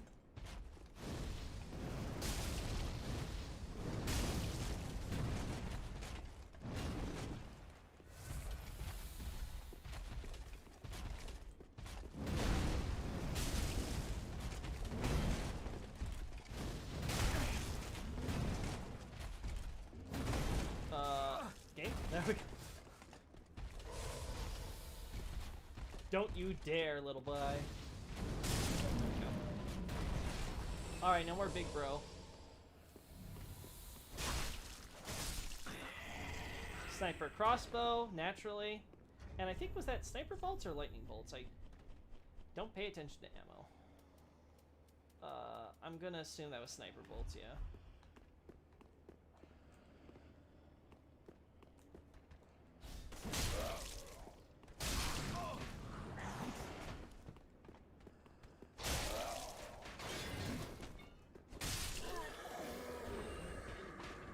Ow. Ow! Now, whether or not these are real exploding bolts in this case, it's worth noting that there is a blacksmith, or I guess craftsman we should say, working at the Lothric Castle named Edmund, who makes exploding bolts and splintering bolts and stuff. You'd be forgiven for not knowing who he is or even knowing there was a character named that. I didn't either until this year. That's because I happened to look at item descriptions for bolts for once in my life. Because when do bolts have anything lore relevant? This time they do. They are soldiers no more. Good one, Urbina. Oh, right.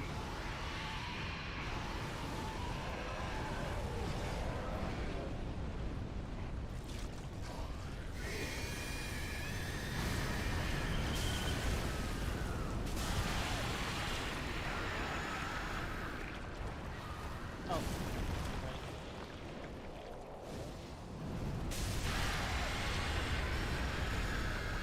Yeah, those are actually exploding bolts. They don't have the fire effect until impact. Yeah, I figured so, but it's hard to be sure clearly because we're getting exploding bolts in places where they make 0 sense anyway. So, oh, thanks for the clarification, Sneed. I know you did the bolt only run, so your expertise is appreciated.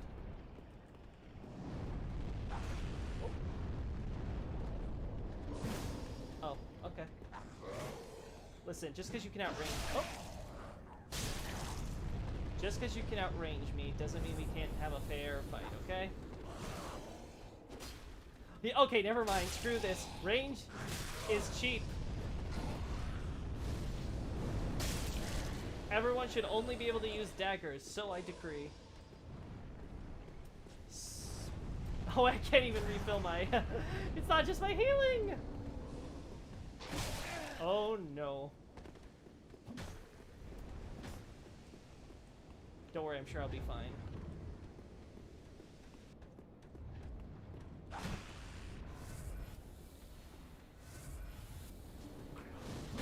That was not the moment to do that!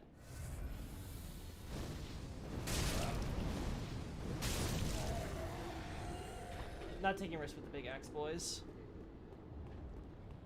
Bolt only what? Bolt only run. Asneed, I don't know how that was accomplished, but it must have been a harrowing tale. A true epic of an adventure.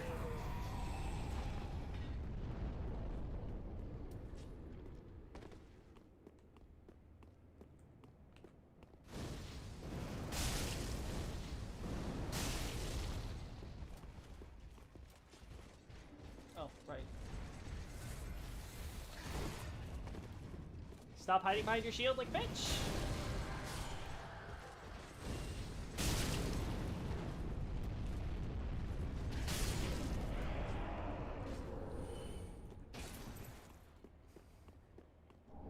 Titanite Shard.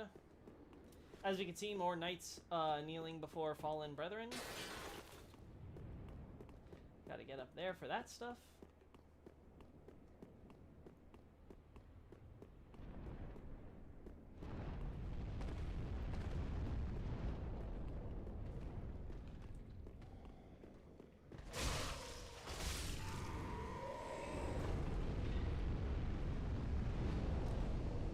We can see a kind of rest area with a library up here. We'll see more of those going forward. Raw gem, again, for the military. Banners being set up, though they clearly need some replacements. Oh, look! It's a room full of chests! This is too good to be true! We got an Outrider Knight waiting here. Making sure that Lothric doesn't get into the storage supplies, I suppose. I don't like being this low health against enough. Oh, let me lock on! How can I range if you don't let me lock on from range, game? Whee!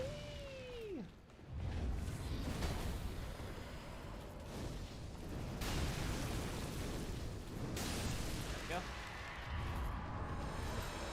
More Irithyll weapons.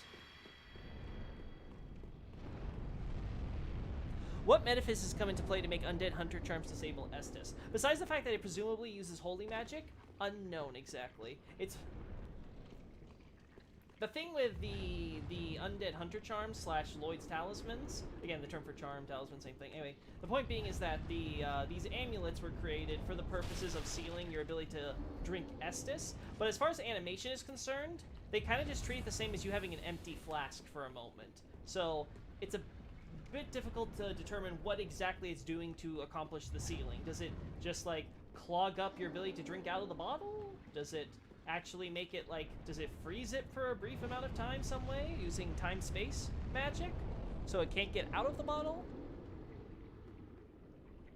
If they used fog, then it can make sense that they might be able to... Yeah, to some extent it could be some kind of fog magic too, I suppose, considering the mist. But it makes more sense considering the gods and it being Lloyd that they would use some sort of holy slash sunlight magic. But again, it's really hard to pin down exactly what it is, because the only other reference point we have is that it's used to make mimics essentially fall asleep. Now, mimics use bottomless boxes from Dark Souls 1. The Abyssal Archive will go over this, but the descriptions and references between the bottomless box and the quote-unquote brand of the greedy is identical. So the idea is that, okay, this bottomless box, this box that has had the light magic for time-space manipulation applied to it so it can basically fit anything in it, has been used in order to brand these sinners who are no longer gods, these greedy clansmen, and if you throw one of Lloyd's talismans onto it, this will apparently essentially render them unconscious so you can freely loot their contents. Loki, have you given any thoughts to what type of magic Prince Lothric uses and how he's able to perform teleportation? Yeah, that's just standard holy magic. Like, that's like teleportation, light beams, white aura. Yeah, that's classic. That's exactly what you'd expect from light magic. Now, we don't generally see those types of attacks from characters, especially when they don't use a catalyst. That tells us that Lothric and Lorien have an extremely strong holy element, but that makes sense because of their mother, so... yeah. You're good. Or you. You're good. Or you. Yeah, Gwendolyn uses teleportation miracles like Lothric, and Lorien uses sorceries with holy effects. Well, I'm not sure if they're sorceries per se. They probably still classify as miracles, but yeah, same idea. It's all they're definitely using holy magic to perform attacks similar to what we've seen in the past. So again, more Titanite scales, Spirit Tree Crest shields. Again, recall that these are used to associate with Blue Knight Shield. This again gives an idea that Lothric has roots in Dark Souls 2 setting, the New World with Drang Lake and stuff, which again makes sense for how they would acquire this type of shield. Because again, I think it's this use it has lightning resistance, right? Yeah. So this one they have to use lightning resistance. So yeah, it makes sense that this type of effect would occur.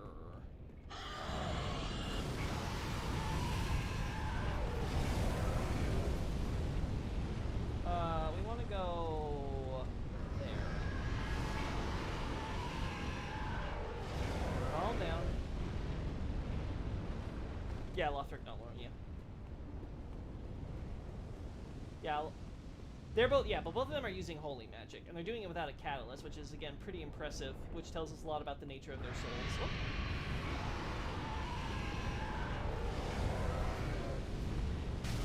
Oh my gosh.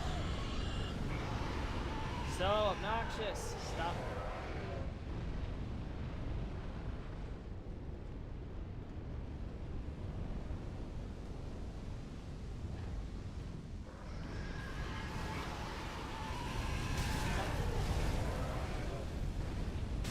Oh no. Let's open this shortcut.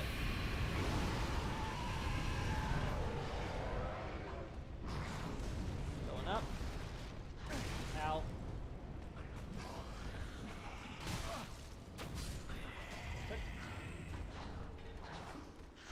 As we can see, there's a bunch of soldiers, some off duty in civilian clothes now.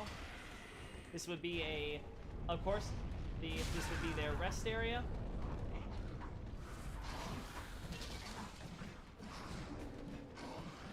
As we can see, these dragons have...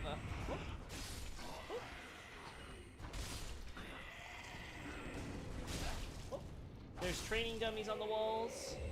There's the different stuff, and these dragons here have the pus burgeoning inside them. Well, wait a second. I thought the pus comes from humanity, and humanity only comes from humans. But these are dragons. What does it mean? Well, my dear anonymous asker, it would imply that these wyverns were in fact once human, and so retained the humanity from when they were human, and thus could retain the pus. Which, if they started becoming possessed by the humanity inside them, it would explain a lot about why the wyverns seem to have gone berserk and are attacking anyone and anything, as we saw all out on the Lothric bridge with those Lothric soldiers who essentially tried to take down one of the wyverns harassing them. Any items that I missed? There we go, yeah. How much influence do you think Velka still has over the Ariandel painting world? It's difficult to say because, much like with Ariamis, we don't really see Velka have an active, we don't really see much evidence that she's still, like, actively there, like she's sitting priest or anything there. You can use the Perseverance, to the... Oh, that's true, I can use my skill. I should probably think about that in the future. But yeah, the... as far as Velka is concerned, I would say I wouldn't be surprised if she's checking in still. But she might not, especially after Priscilla's death. As we can see again, barracks, pretty fancy chairs and stuff, libraries to do so, they're all set. There's our patrol. Lookout.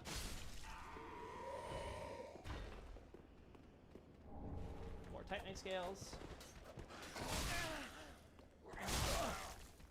Oh. I'm out of Estus. Oh gosh. Any healing items?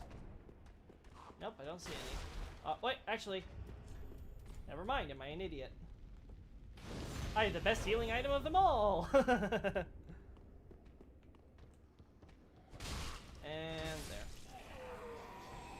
Alright, let's get rid of all the other ads. As we can see, the horrors of this civil war have overtaken many, not knowing when or where they're gonna strike. Pale pine resin. Oh.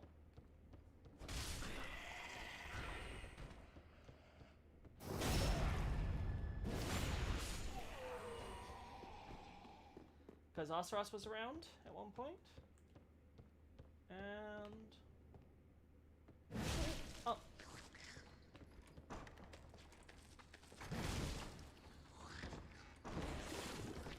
Ew, gross. Yeah, get stuck on the geometry.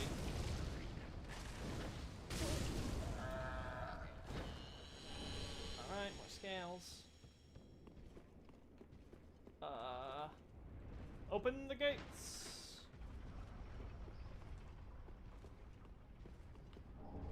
Large soul of a weary warrior. Like, I'm gonna go down there when you have the buff applied. How stupid do you think I am? Oh, no, wait a second. You can heal him. Yeah, that's what I was afraid of. Okay, yeah. We need to... That was a backstab! That was totally a backstab!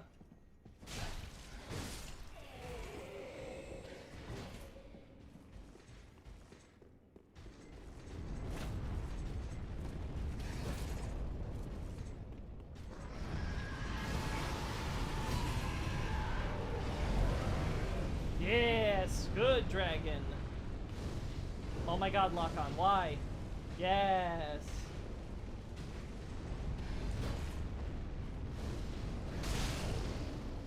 I'm so glad that interrupted you. 'Cause that would have been so awkward if it didn't.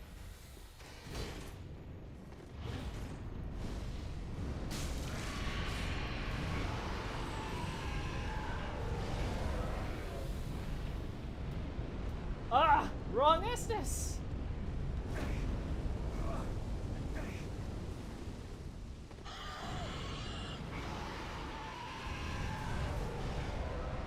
Yeah, we don't care about that. Let's keep going for shortcuts.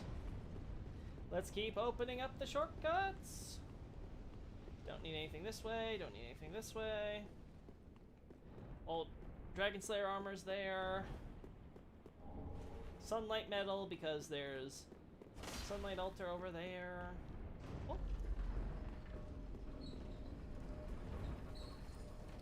Oh. You can. Her statue's head got chopped off though.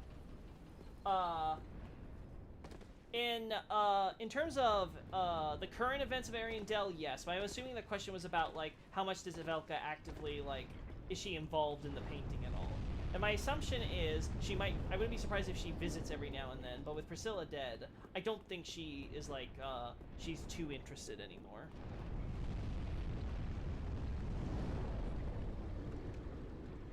Actually, you know what? This is stupid. Why am I gonna risk death in this situation? As we can see, our good old pilgrim butterflies are here, even before the eclipse proper. The idea, of course, being is that they're already pilgrims who are manifesting as quote-unquote angels, or at least an alternate / pupa version of the angels. And we will be seeing more of them, of course, as the eclipse shows up, because more time has passed for more pilgrims to produce this. Again, we have to remember that Dark Souls is limited by story events in order to trigger different things. So if we were to imagine this game playing out quote-unquote naturally, we would still be, for the most likely, away from the castle, working on various other events, and then we would come back so much later that it makes sense that so much has changed since we were gone, such as the eclipse showing up and all that stuff.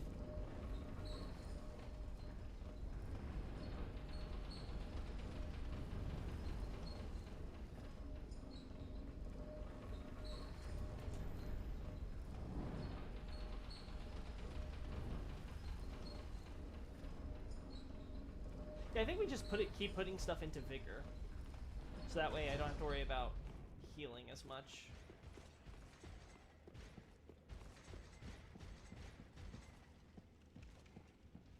Now we have that shortcut in case we ever want to go to Dragon Slayer armor. Oh, perfect.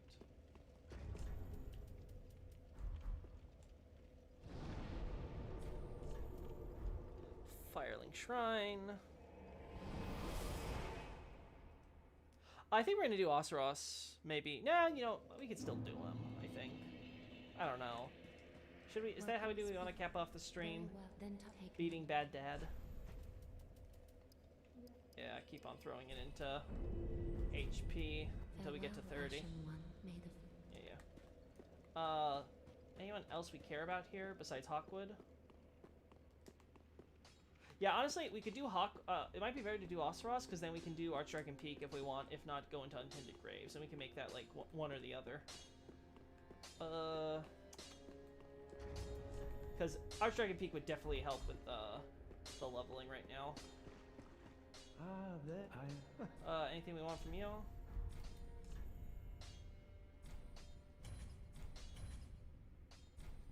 Alright, maxed out Pyromancy Flame, so that's good. Do not be gone for long. A bit of an out there question. How do you think the cut bonfire rituals would have worked? It's hard to say. I think that's why they cut them, because especially with how liberally they ended up putting bonfires in the game, I think what the idea was they were going to create more stuff like the Cleansing Chapel, where there would be like one bonfire with the standard Dark Souls 1 go around it, and then to accommodate for how much the you would be able to go in between go long stretches of the game without a bonfire, you would be able to have your custom placed bonfire in certain areas. I'm sure for one reason or another they ended up finding that ended up being hard to balance and kind of arbitrary. Like you could have like two or like someone could place like a billion bonfires right next to each other and like maybe waste them all, and then they would have to get more resources or something, or could they remove the bonfires then afterward? Like I could just imagine it being a balancing nightmare, and they just said, okay, if we feel that the game is not giving enough bonfires with the ones we have set up, we'll just put extra ones. And that's how you get into like boss bonfires and like extra bonfires where you like get like Grand Archives bonfires to key areas, even though like the Dragon's armor, Slayer armor bonfires like almost like next to it.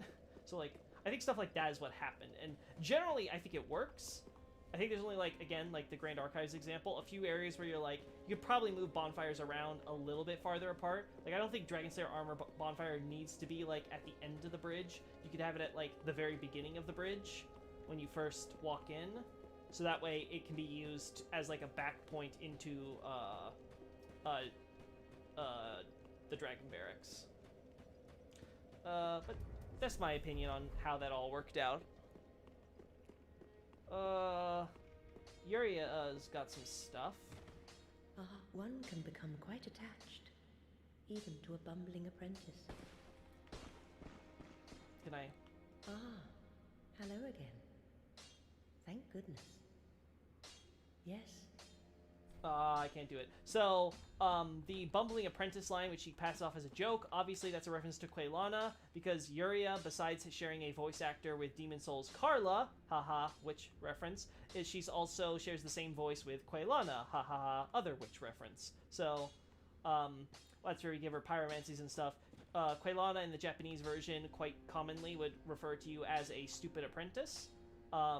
This gets changed in the localization and cut down on, so what instead you get is 2 recordings of her calling you a just sort of being kind of rude and standoffish in the original, and then after you beat Bed of Chaos, instead of her dropping calling you a stupid apprentice, she will just start speaking kinder, and it becomes a whole tone thing, which unfortunately makes this joke not land as hard as it could, as it does in the Japanese version. Wouldn't they change the level in some way, like extra rituals in Chalice? I have no idea about that. If there is content on that, I would love to see it. As far as I'm aware, it was literally just adding new checkpoints. But again, I could be wrong. I reserve that right to be wrong, as should we all. I got stuff. I think that's it. Yeah, that's the only one. And then, I don't think we need... But do I need... you know what? I haven't really ever had issues with just 5, so we'll stick with 5 for the time being.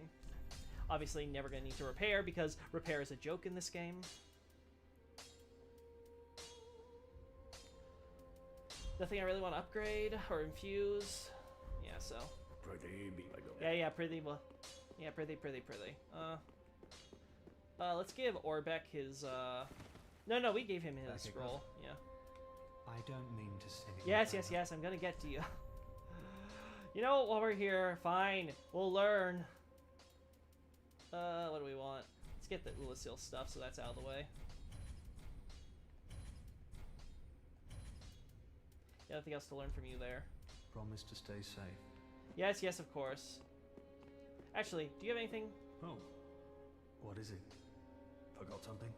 God, I love it when Dark Souls dialogue does that. I don't mean to say anything. No, yeah, nothing. Yeah. I don't care about you anymore. Oh, upgrade the sword. Right, Sneed. You caught me just in time. What? I want to reinforce the sword, of course. Black Knight sword. And... Ah! I used all my stuff on sorcery! Ree! That's a 2. Yeah, that's 20. That's enough. What? There we go, it's maxed out. Beautiful. Okay. King is gonna be a joke fight now, we can do this. Let's do castle. Let's go from the High Priestess's chamber.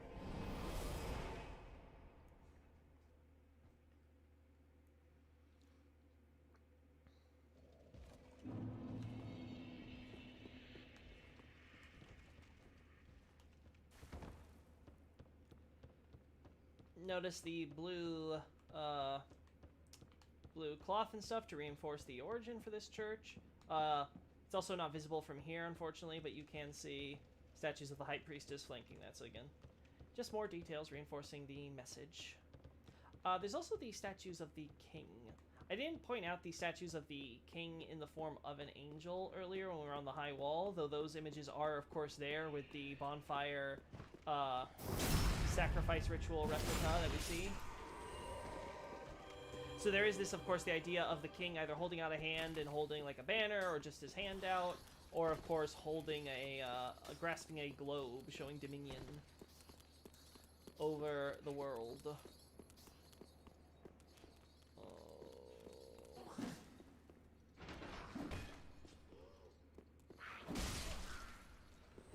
Yeah, that seems about right.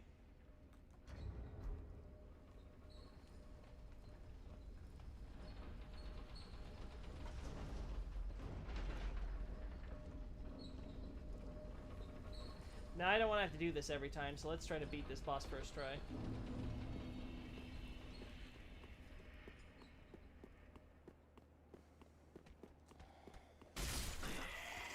Oh, one-shotting you. I love it.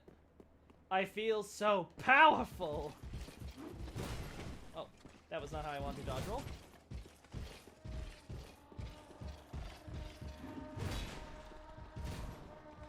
Alright, King.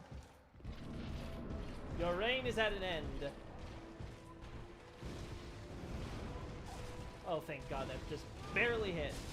And did no damage as a result. Dear little Ocean, where have you gone? Are you hiding from me? Come out. Come out. Don't be afraid. You were born a child of dragons. What could you possibly fear? Now,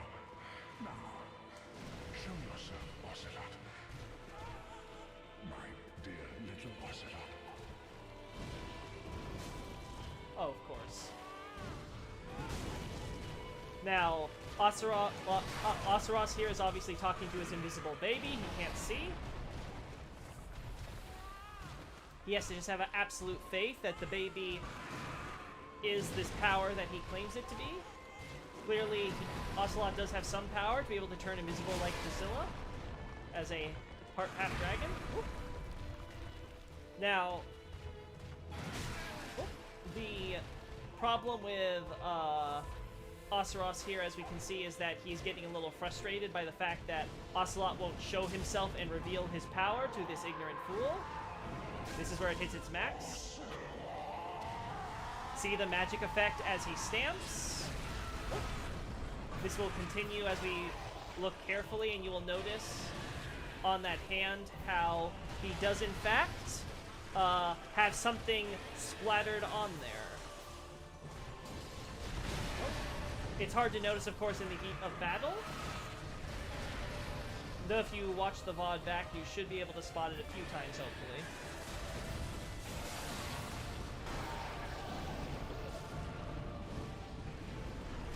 Oh, that went right through you. I am actually kind of impressed.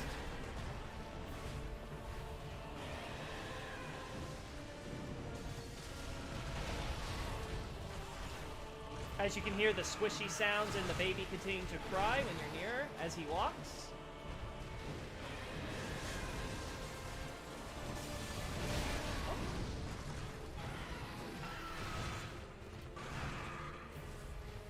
Don't worry guys, the baby is totally okay.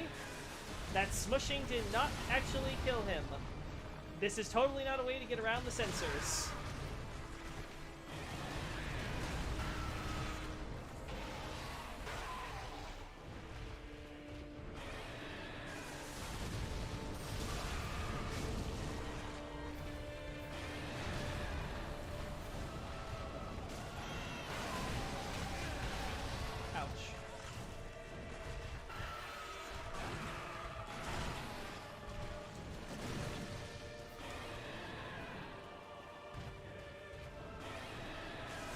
Oh!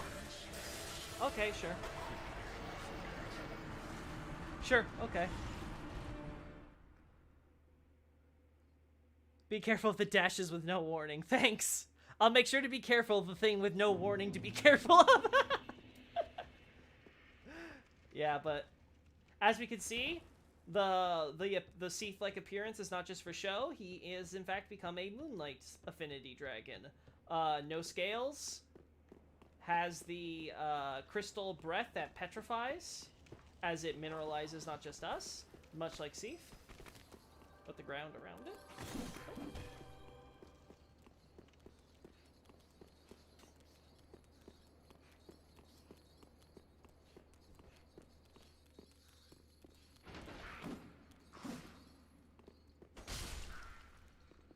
Thanks, buddy.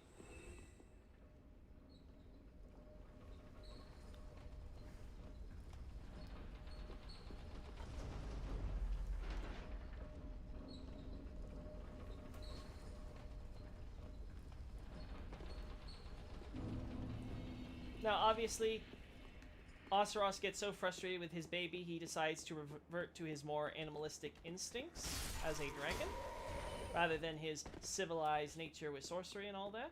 Though we do see him cast some sorceries like Pestilent Mercury, or Pestilent Mist, I think it's called now. Similar to that spell, he can cast those clouds. Though it seems like, again, based on their color and everything, that it is, of course, related to Seath's moonlight power. As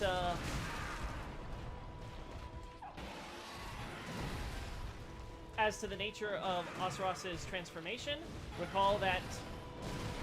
Oh, of course, that you don't have a hitbox during that entire animation, sure.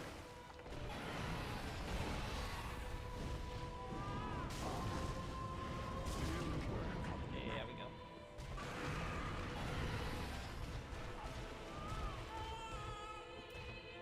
Keep crying, baby. Keep showing everyone that you're totally there.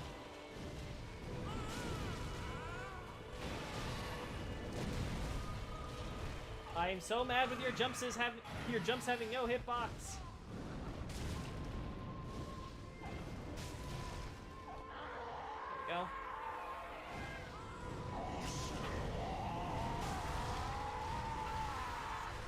that was way too early. Oh. Okay, that was me dodge rolling way too early for that fight. I can adapt and overcome. If not, though, if it drags on a little too long, we can always start on this next time. Whoop. But I think we can take him. Okay.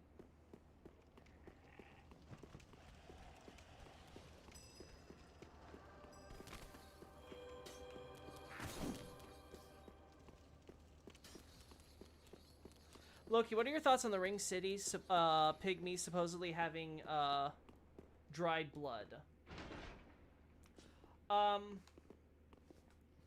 not sure what that's supposed to mean exactly. The dried blood?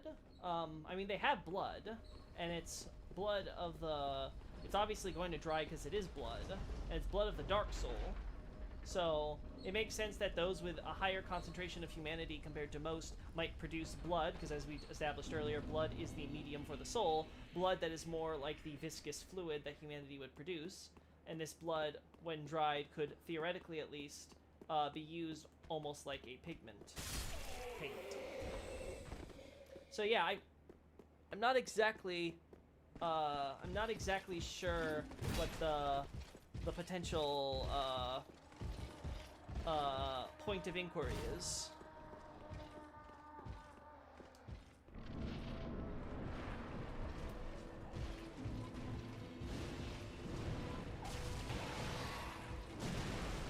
Okay, good. Your range isn't that good.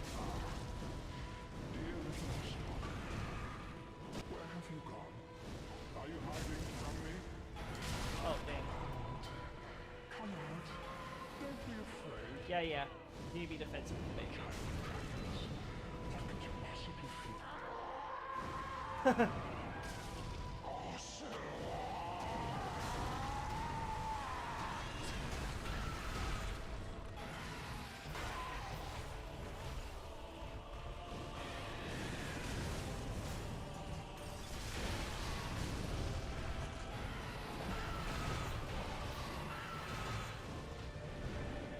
Ah, darn. Dang it, wall. Oh, oh boy. Yeah, I can destroy the walls. Yeah, I hate those walls. Oh. Staying away from you when you're doing that.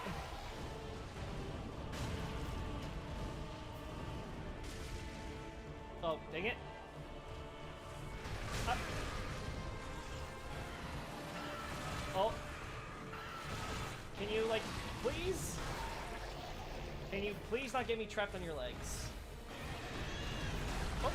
Yeah, baby's totally there, guys. You can still hear it crying as it squishes on the arm. Not dead yet.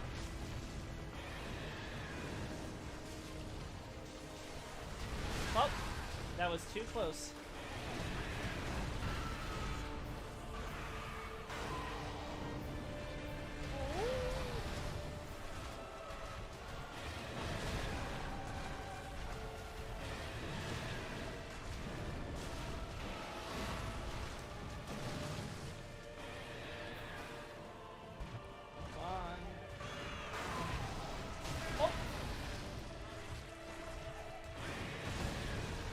There's the magic effect on the baby.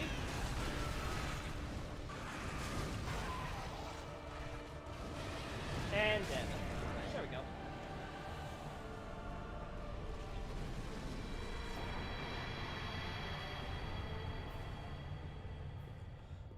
Whew.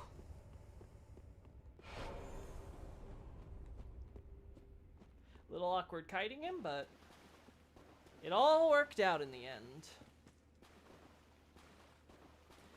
There we go. That's the Consumed King. Now, the term consumed, of course, in the Japanese can also be looked at as like Bewitched King, similar to the witch trees.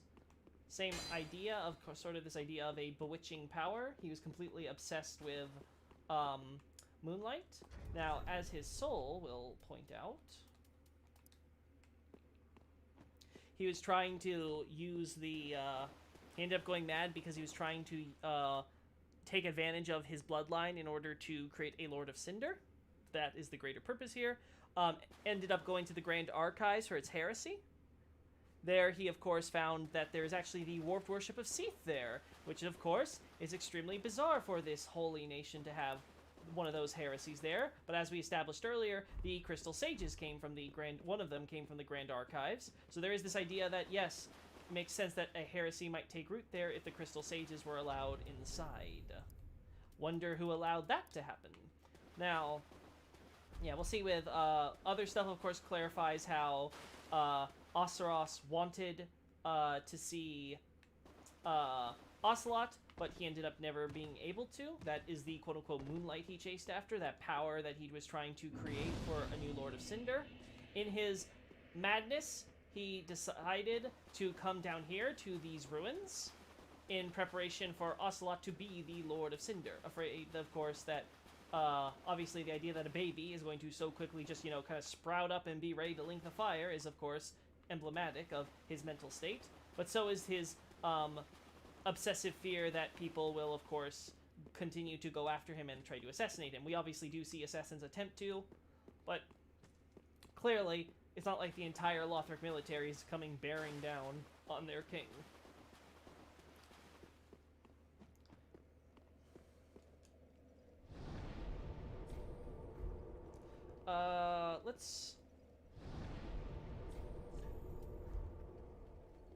Let's end that here. Next time, we will do Archdragon Peak. For sure now. I'm definitely decided on that. I think I have enough HP to justify it as well. Though I'm still kind of mad that I haven't picked up, Farewell, Ashen One. yeah. I'm still kind of mad I haven't picked up a Brand of the Greedy. I really want that for boss fights at this point. It'll drop eventually. Yeah, we're good with you. We're good with you.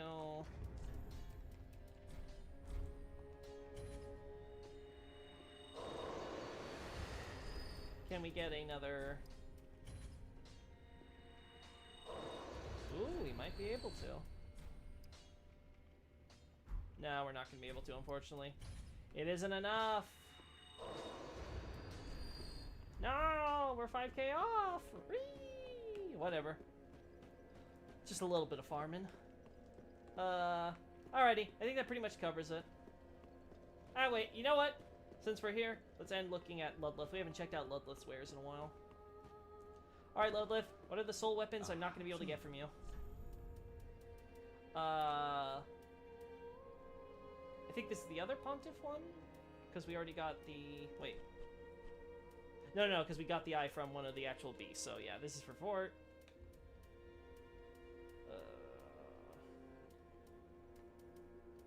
Dancer. Of course, the idea being is that, as we'll see with Pontiff, Pontiff, of course, uses a flame weapon and a sorcery, quote-unquote, weapon that's very close to the dark, as we see with the Dancer. Hers, I think, does magic damage as this version. We also, of course, see how that her Dancer is also at least very close, if not using dark magic. And then the same idea is, of course, happening here with Sullivan and Dancer sort of mirroring each other. The idea being, of course, you have a daughter of Guinevere who is essentially showing her that she is sort of reflecting the Pontiff and sort of giving this, again, propaganda piece of how Pontiff's totally legit, guys. Nothing going wrong here. And as we can see, now that she's been humiliated as his Dancer for long enough, he's now throwing her to be sort of the commander, seemingly leading the charge with the Outrider Knights. This seems to be why she's hanging around Emma.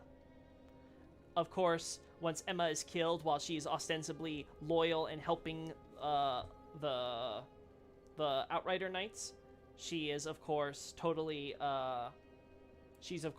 miffed that we are killing her her point of I guess anchor in Lothric to kind of keep things under control as they bring order back to these streets, or at least allegedly.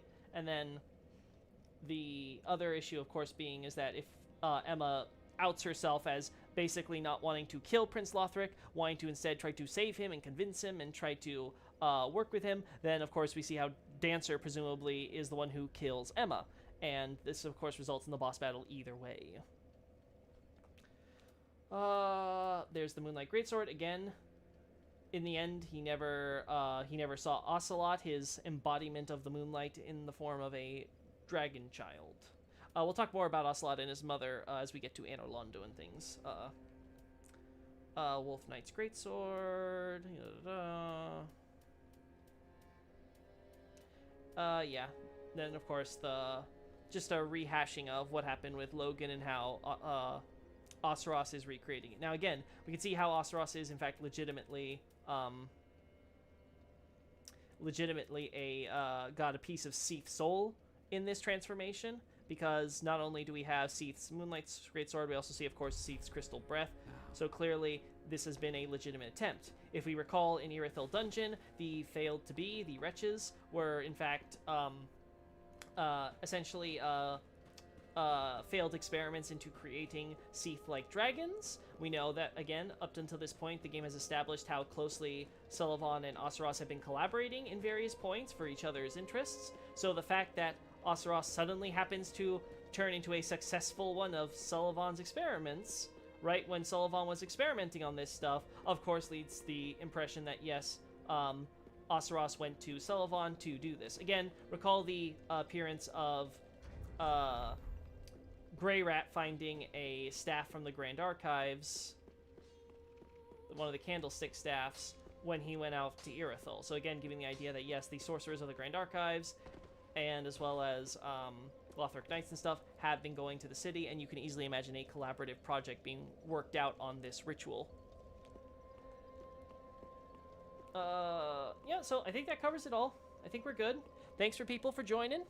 We're gonna end things here. So, yeah. Next time, it'll be fun times with Archdragon Peak. So, yeah, bye.